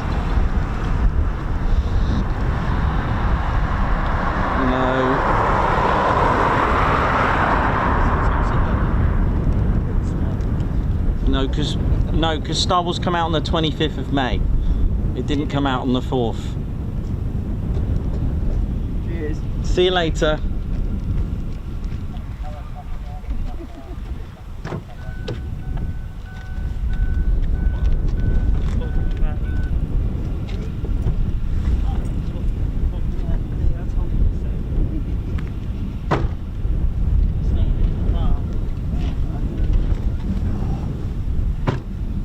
No,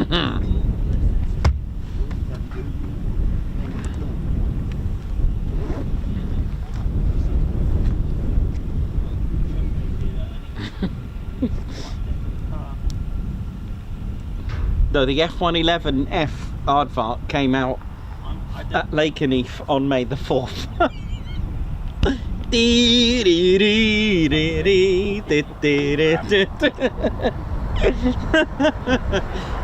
Ted's going to be in the ballroom.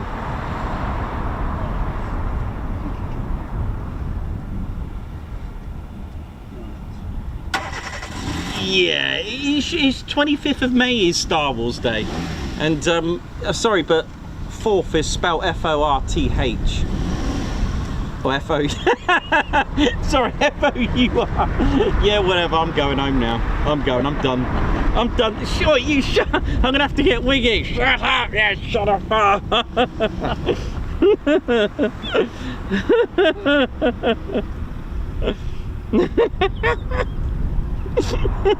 Boom, boom, boom.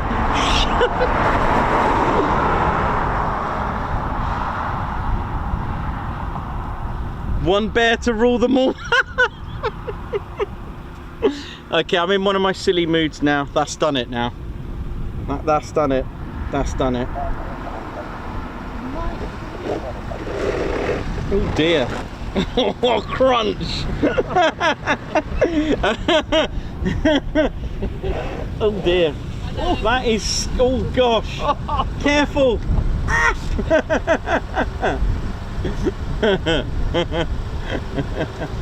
I think Ted needs to go and have a photo.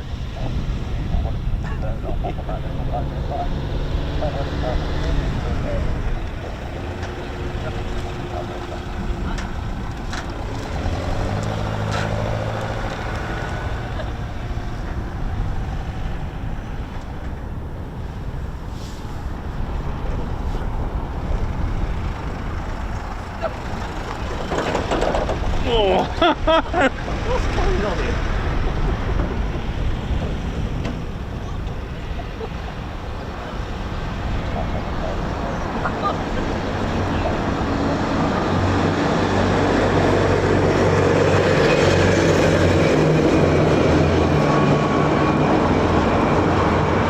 I'm going to go and have a photo down there.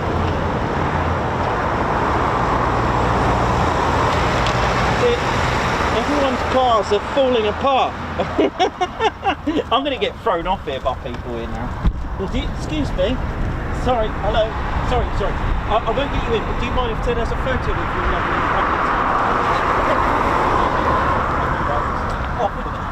I won't get you in here. What'd you put in that burger? I don't know. It was good, wasn't it? Oh, I do. Because I had an Integra Type R. Oh yeah. Yeah, exactly. Yeah. But I still love. It's all I've ever wanted is something like this. You're not in it, by the way. It's alright. You're not in it. It's only going to Japan. It's fine. Sorry, let me get a shot on that. It's pretty cool, isn't it? Isn't it? Look at that. Woo! Sorry. What have you put in that coffee, man? It's good. I might have another one.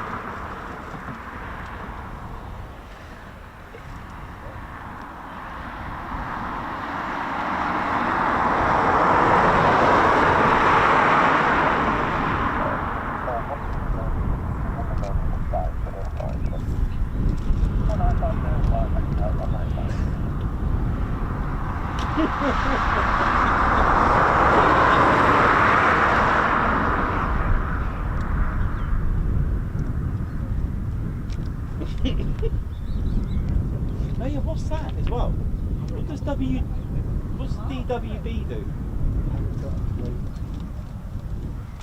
It was falling apart as he hit the... I know. What is it? The inside of the tyres hitting the... It's the mud flaps. Oh right, okay. Oh, that's all right. Don't worry about that. That's what they're there for. Oh, that's fine. Mud flaps. It's brake on every corner. Yeah, that's all right. Oh, At least you know that you're on the limit there. I don't know what to say about this one over here though. That one, like, it's about to blow up. I'm not going to keep away from that one. Yeah, we might need to. What is that thing? Oh, do they put like Glass panels or something, maybe? Is it? Yeah. And like scaffold, not scaffold, the apex. Yeah, they put... Was it lintel? It actually says engineering. Oh yeah, I've got to go on the stream. Forgot. It's I've got a stream. Oh no! Oh my gosh! I'm still live. Hello. My name's Nikos. I'm in one of my silly moods again now. Great. That's what happens. But we love it. I'll tell you what. There's a lovely Honda Civic Type S here. Looks pretty cool.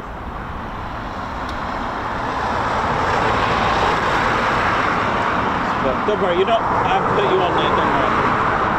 But yeah, it's pretty cool. So if you're driving past, it's a lovely car. There's also DWB Engineering. Steve's Burger Van. There's only about 6 cars here.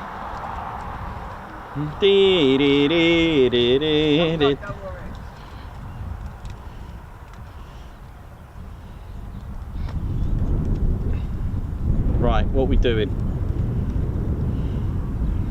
Hello! Oh, Gucci's gone. He's left us.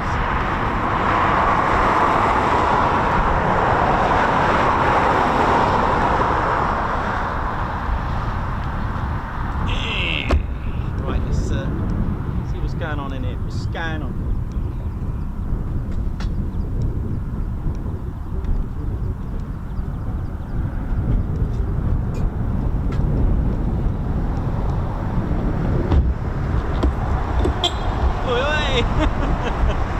How we doing? How we doing? How we doing? Hope we're all good and well.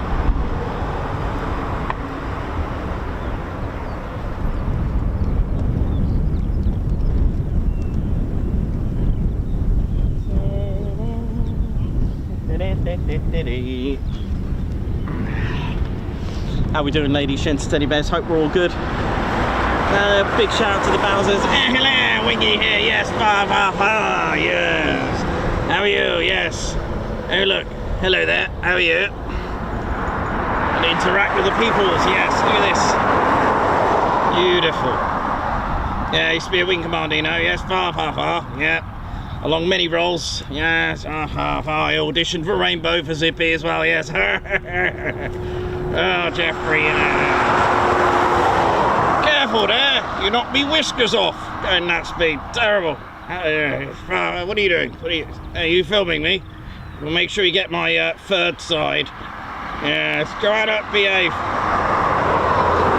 You know what we're doing wrong there now? Ah, yes, I hear you enrolled for the University of Regiment Challenge, I see there. Well, yeah, well, I was kind of roped into it there now. My name's Reggie, part of RAF Regiment there now. Oh, very good, very good. Well, I'll just, maybe I'll throw a question at you and you should know. Maybe you could be my phone a bear. Phone a bear there now, yeah, sounds good there now. Well, yeah, so, what about you? You're a man of knowledge there now. There now. You should know pretty much everything with your experience here now. Yes, I know everything, yes, that's right. Okay, well, let's, well, I'm gonna, should we have a challenge? Well, sounds all right, doesn't it? Okay, I'll start off first then. What are the abbreviations, IDK? Oh, I don't know. Oh, correct, well done, that's very good. Oh, all right, thank you very much. What about, what's the distance here now between here and Cyprus? It's far. Yeah, but what about mileage? Yes, far. I don't know if that counts there. Of course it does. Of course it does. Give that mush look at me. I'm Wingy, you know. Used to be a wing commander. Behave yourself. Up to. Yes, you're looking good there. Let me just brush that up there. All right, now, well, better do me perimeter checks there now. What's that cooking? Yeah, it's the finest of chucking. Oh, yes, go on, off you go. There's chucking. Oh, I don't know, these youngsters. Oh, what's this? Who's that? Oh, what do you got there? Look, logs. I'll have some logs, yeah. Let me fire there now. Hello, how are you? All right there now? Yeah, it's all good there now. Right, shocks away.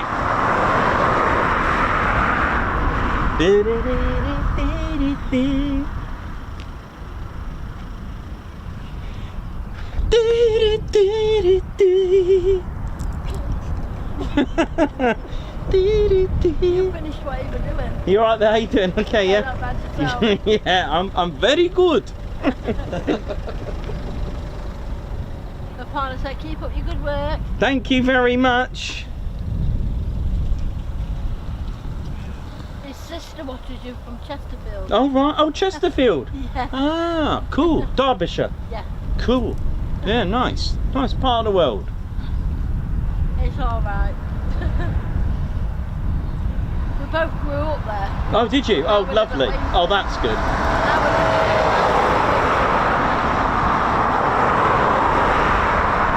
Awesome. in-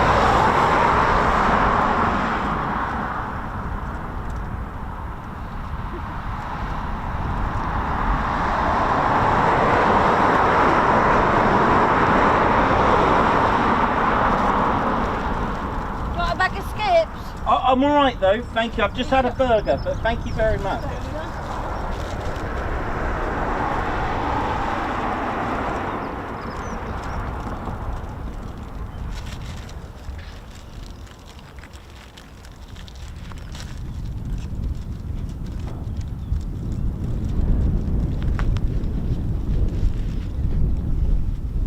It's Shootergansy Bitter, Red Ted. How are you? Yes, how are you? You okay? My name is Jens from Germany. I said, what are you doing here? Shouldn't you be flying somewhere, doing some display? Not today. When do you get a day off? I see. Ah, you play the football? Maybe we can go and play football. No? Why is this? Ah, I see. Silverstone. Ah, very good. You're displaying. Yes. Ah, that's very good. Look at him doing the Klinsman there. We can all do the Klinsman. Do it safely there. My name is Jens from Jägerschwader 73. Yeah. Ah, this is my type of vehicle. It's German. What's this?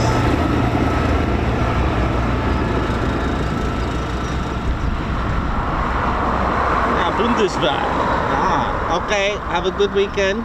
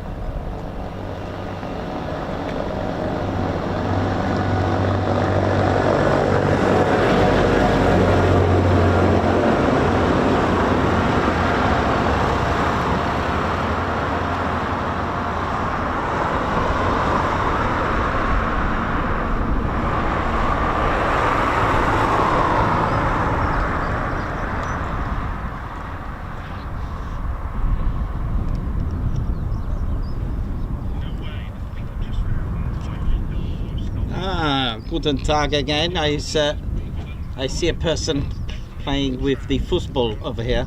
I'm hoping they pass me. I'm going to show you the Klinsman. And yes, you must do the Klinsman. It's a very good maneuver. It's very good. And it's the way Klinsman brought the football to the Tottenham Hotspur. Yes. Yeah. So I'm going to show you this maneuver. I've got my friends at Wildruns, thank you very much. Okay, I will show you the Klinsman. This is the way you win the World Cup. Yeah. Okay, here we go. Oh, goal! Actually smashed the camera. That was good. We're going to need VAR for that one. Oh, that is a very yellow van. Look at the yellow van. It's just got ops, owls and ops.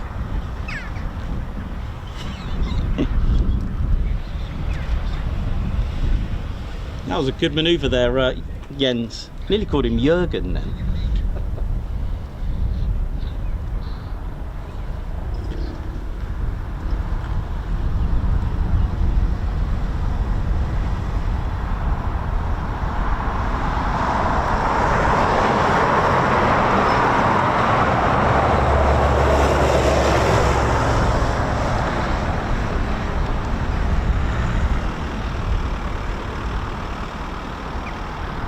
That was a good one from Jens there now.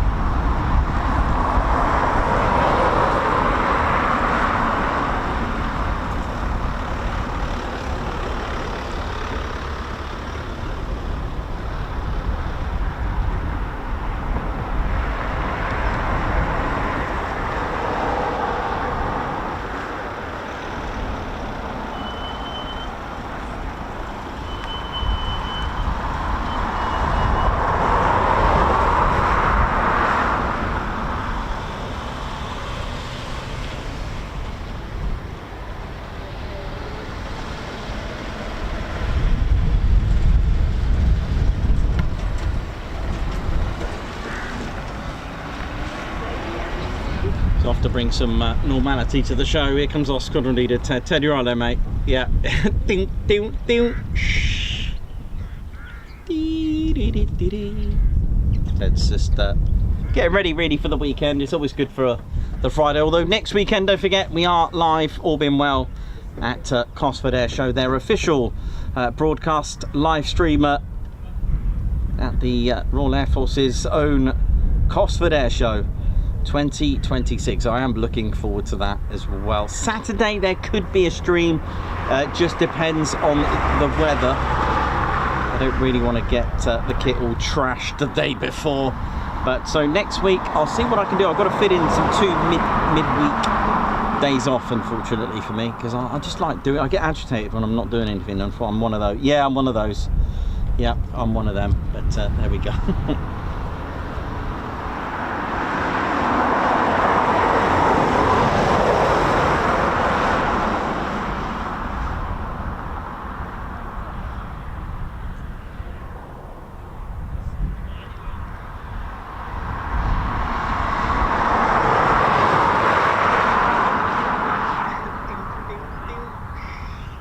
Bless him.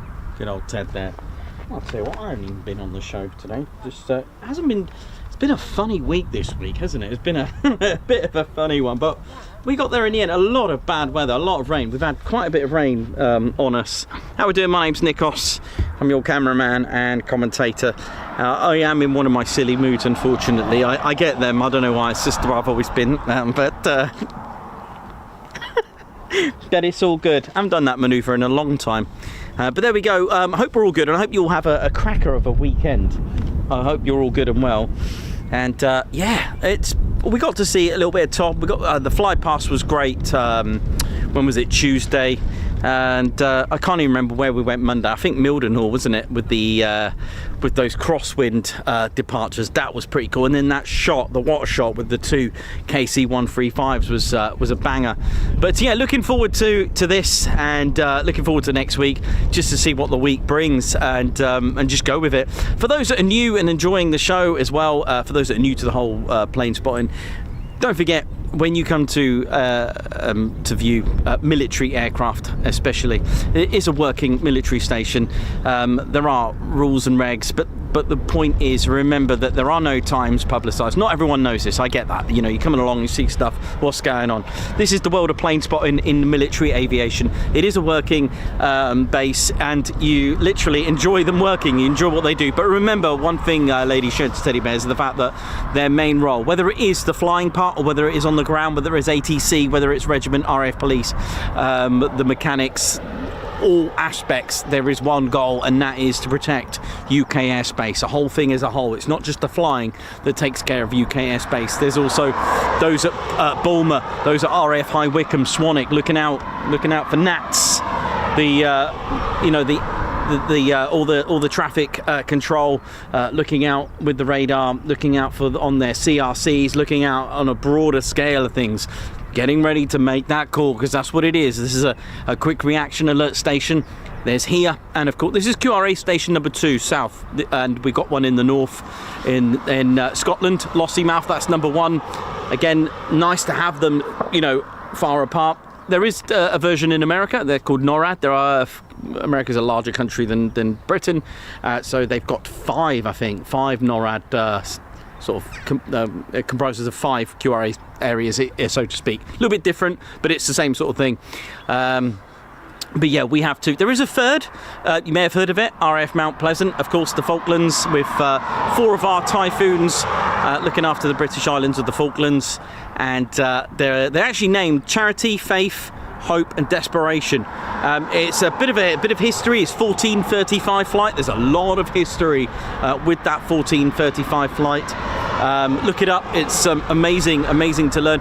They had the same sort of thing with the Gloucester Gladiators during the time in Malta. That is a low-flying bird, literally. Yeah, it's pretty amazing stuff for what they do.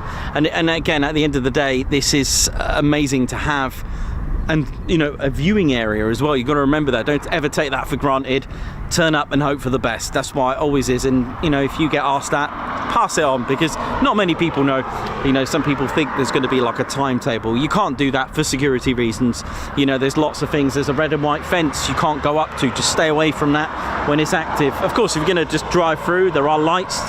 There's crash gates. Don't block the crash gates as well. Really important. Don't touch the fence. Don't rest your ladders on the fence. Don't park outside the viewing area, as in on places you shouldn't, if that makes sense. You know, lots of housekeeping. Take litter home.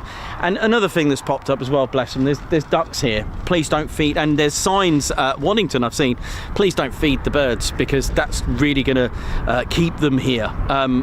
They're wild animals, bless them. They've been here for however millions of years.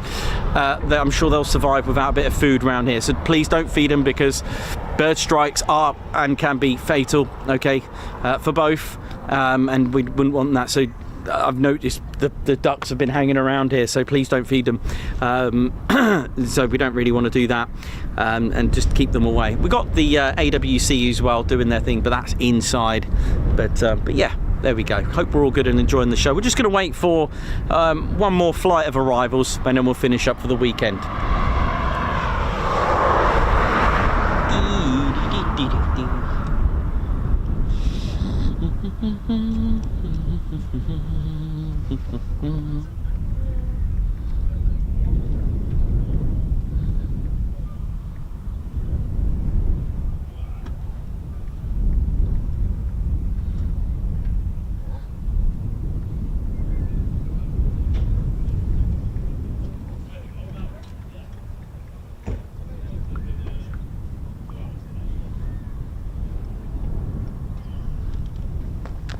What I'll do, I'll just do a little bit of packing up while I'm here.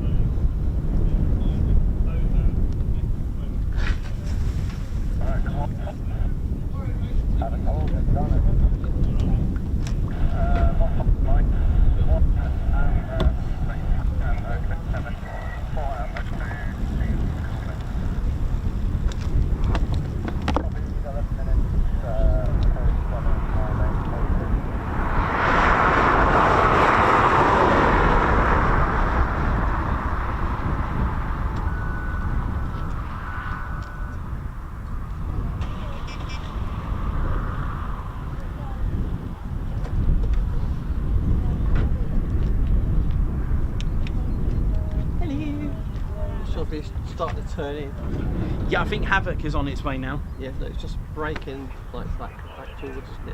Oh, okay. I think the aerodrome's only open to about 2-ish. Yeah, oh, there'll be them landing. That'll be it, right? that fall when Jens, he, oh, is that the one you mean? Oh yeah, that was heading back. Yeah. Yeah, the ball went right on the screen. Good shot. Yeah, it went right on the screen.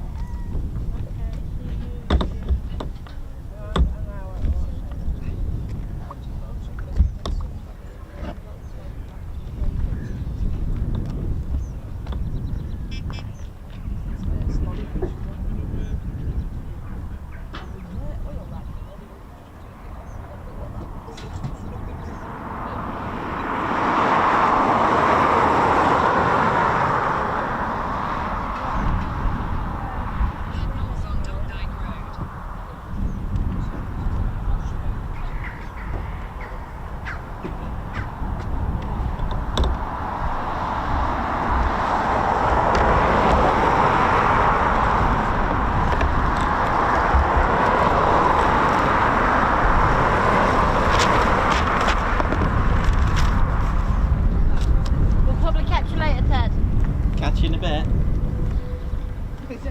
We come up quite often anyway.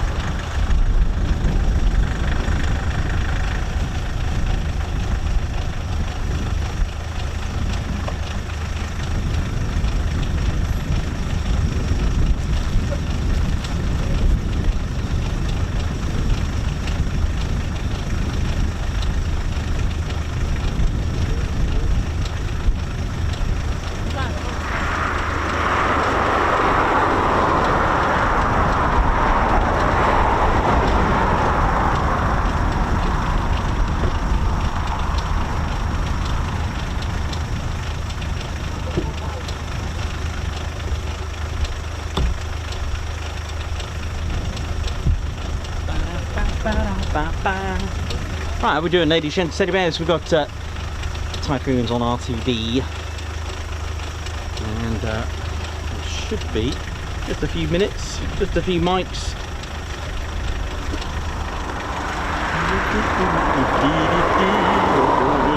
Are you right there? Yeah, I am. I'm good. Last time we saw you, it was the you know, the fly pass for the. Okay, where was that? You were here. Okay. Behind you. All right. It was the one that the fly pass had been planned by Squadron Leader Long. Right. Okay. Remember, Yeah. it was a couple of years Yes. ago. Yeah. About 2024 Memorial flight, wasn't it? Because wasn't it the CO's last flight? Yeah. Well, Andrew. that was it. Yeah. That was the last. Oh yeah. Wow. Okay. Cool. We just come up to No, did you? All right. Nice. Yeah, so Mum's birthday in Scunny, so... Oh, cool. Cool. Call in for a burger, as you do. Yeah, as you do.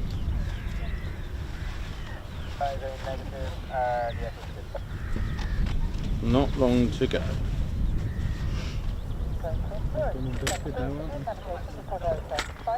Okay, so ladies and teddy bears, our last movement of the day coming up just before we finish for the weekend. Have a flight on its way back. Looking good.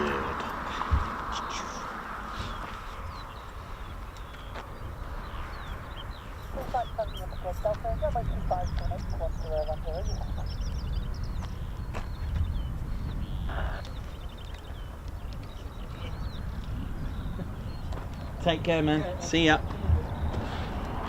Well, thanks for joining us this week. To all of you, hope you're all well.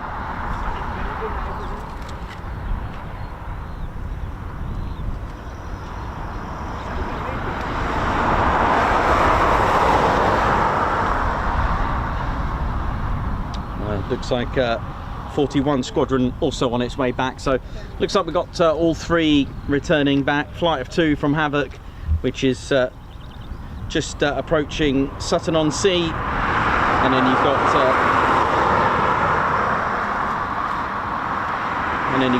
41 Squadron Singleton heading towards Ashby de la Zouch. Don't even know if that's how you pronounce it, but we'll go with that. She's probably got some fancy way of pronouncing it, but You bang on. oh, is it Ashby de la Zouch? Zouch. Zouch. Good name, that. I like that. Sammy B, how you doing? Good to see you on here. Peter Atkins as well. Mayhem Marshy, Davey, Margot. A big shout out to Steve. Steve! Take care, man. See you next week. See you later, man. Thank you. Let's all big shout out to Steve the Burger Man. Just big shout out to the legend who's keeping us refreshed, fed and watered.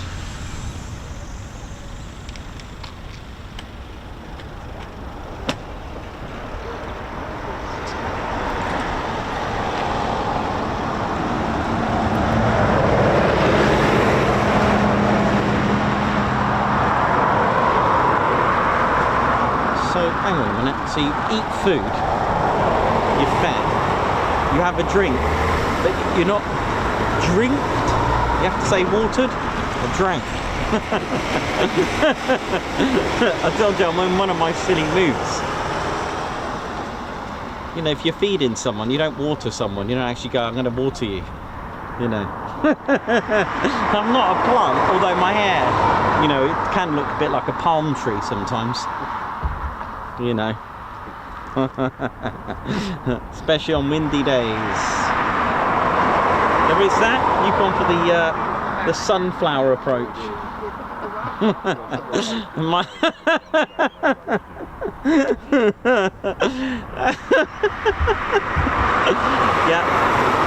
Yeah. Oh yeah. So yeah, after the show, you may be seeing my van floating around Coningsby. I'm going to do a quick little. I'm actually going to do this in the Star Wars fashion and do part 3. Part 3 is about how I discovered Coningsby.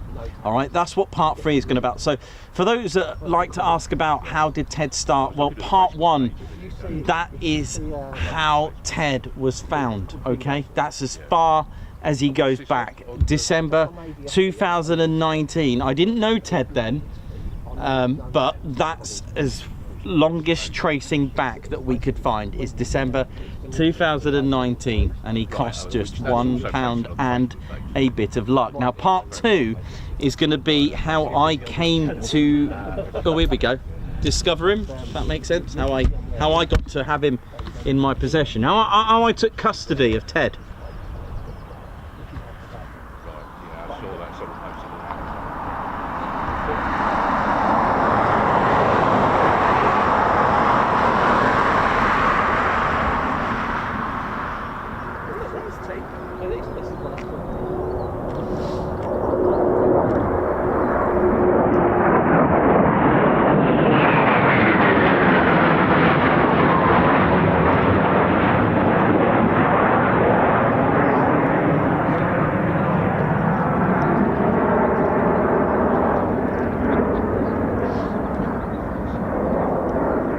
Yeah, so part 3 will be how I discovered Coningsby, and then part 4 will be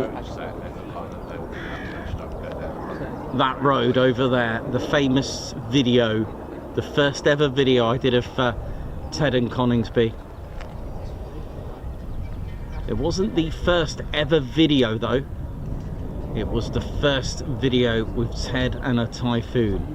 Because Ted, he was a bit of a car mascot, taking Ted around, Ted at a phone box, Ted at a waterfall.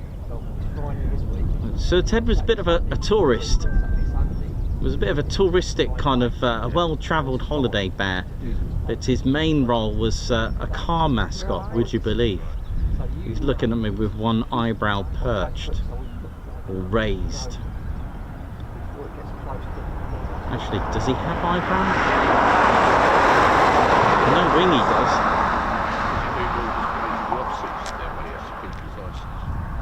Because I mean, during the summer, if he's doing Well, regular no, he only got displays, his authority at about 6 weeks. He's fine. right, Yeah, he's been practicing. He's covered us with 30 pounds. right. And that is literally 10 fingers long. And what's the what are you looking at for no tax? That's the water. Literally NOTAMS. Yeah. Right. And that's what.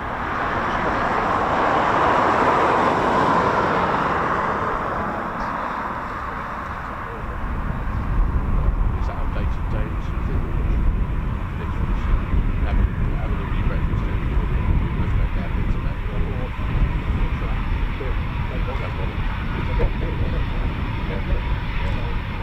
The actual watch going to be going on.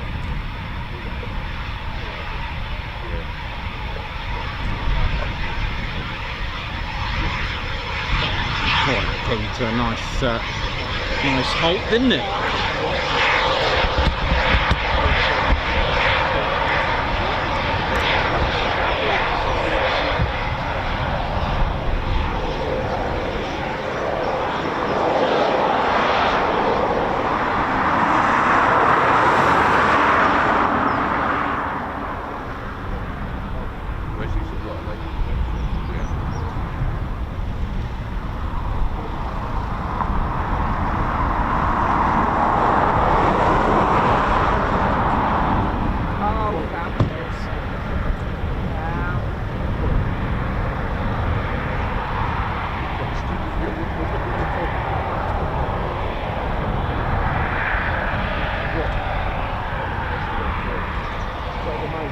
How we doing? Oi, Margot, Simon Watchorn, Davey, Captain A, Spanner Flight, what up?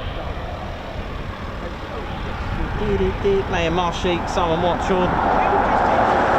Hope we're all good and well. Sammy B, regards to Phil, how's he doing?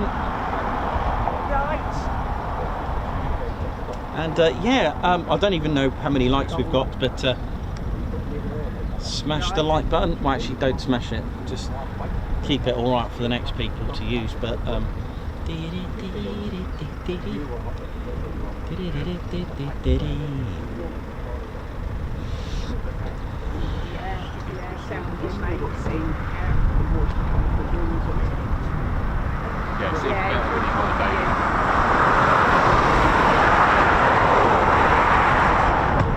yeah, Ted's been to Dartmoor. He's been to Dartmoor many times actually. I've taken him on a lost airfield stroke, lost aircraft crash site. We've done waterfalls there, we've done loads of training missions together. Ted even did a charity for the Royal British Legion. Do you remember that? Stay in the Green by Ted. We raised over £1,000 for the Royal British Legion. That was Ted's first ever medal. Yep, Ted has actually been awarded a medal, one of the RBL medals that is, by the way. And that was quite nice to have that, really, really cool. Really exciting, yeah. Thank you very much. Good to see you all. Alex Raven, how you doing? If you need to know the weather app on the Nikos app, it's dry. A few clouds, it's not raining. There you go. We're all good.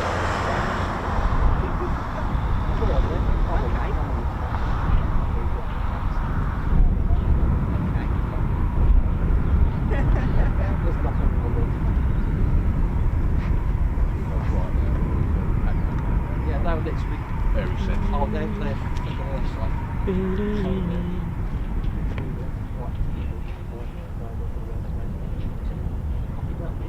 No, okay. Well, at least we know where to come now and where it all is. And the best place, I mean, obviously the gentleman up there's got the right idea of missing all the fence out, isn't he?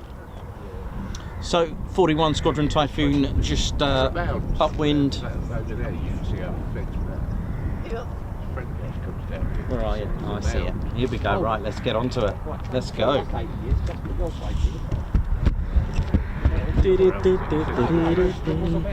Yeah. oh no.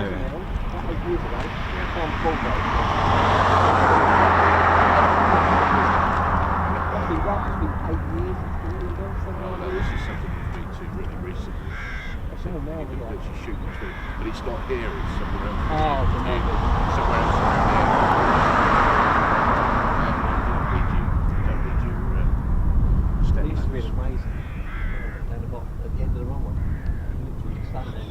practicing, yeah, and see, yes. Yeah, plenty of time when we came down. But that was before it was come up with replay.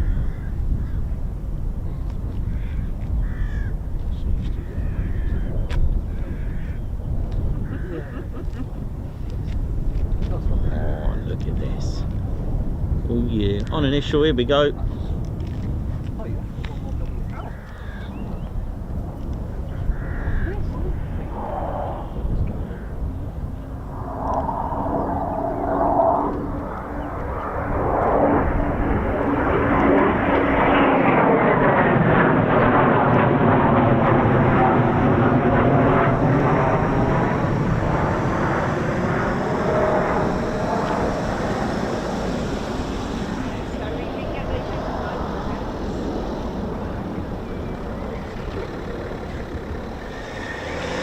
Gear down. Boom.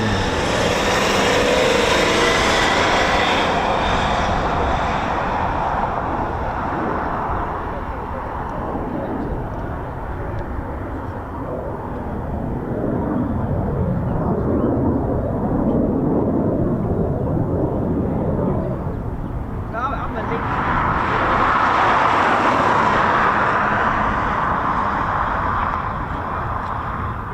Really. They were always quite frightening mates in those days. Galileo. Very, very frightening. And we got in the middle of our own air show, and he was doing this trick of coming off the plateau nice and low over the thing, then disappearing like they can do at Biggin Hill, disappear into the valley, so it looks like they're crashing. And then down in the valley, all of a sudden they shoot up out of the valley rather than storm zone. Well, we were down the bottom of that valley, so we tipped it down, and he came over the top of us and stood on his tail. Jesus Christ, what a noise. That one that came the other day past us, where were we?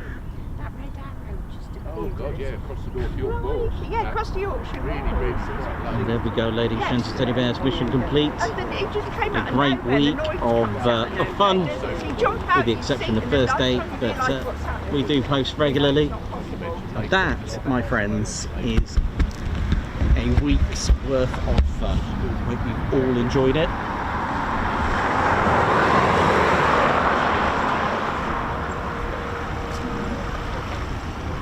Okay, thank you for the info anyway.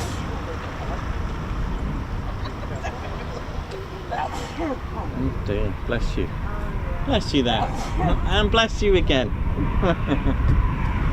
Dee-dee-dee.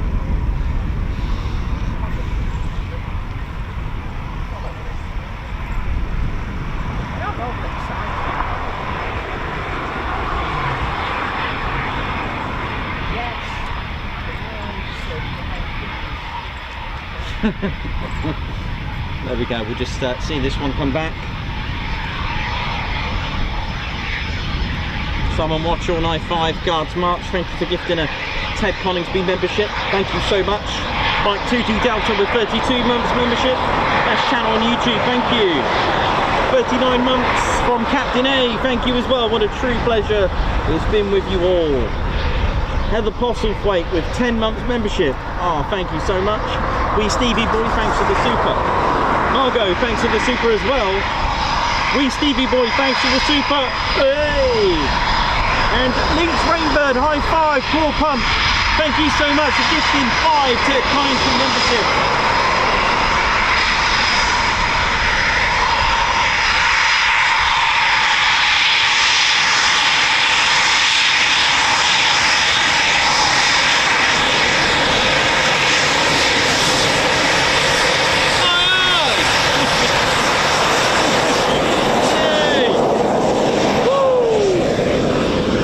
Well, there you go, a great week of fun,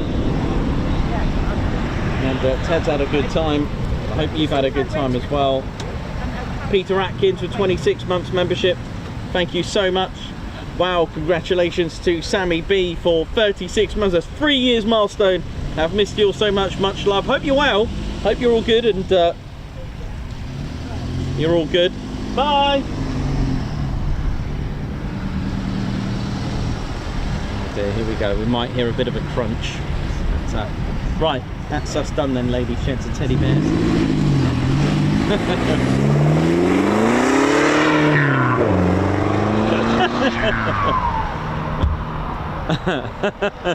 Oh dear. Oh, you gotta love it, man. I'm in one of my silly moods, and it will continue through the weekend. Right, thank you so much, ladies, gents, teddy bears, for another cracking week. I hope you've enjoyed it. RAF Coningsby, thank you so much for what you do. And of course, all our friends and family and viewers and members, Spanner Flight, thank you so much for a cracking week. My name's Nikos. I've been your silly camera. Been your cameraman, historian and commentator. This is Squadron Leader Ted Coningsby. Been watching the Ted Coningsby channel live here at RAF Coningsby. So for the last time for the week, it is see you soon, wish you well, see ya. Yes, go Ted, let's go. Ted's apologising for my behaviour. Off he goes.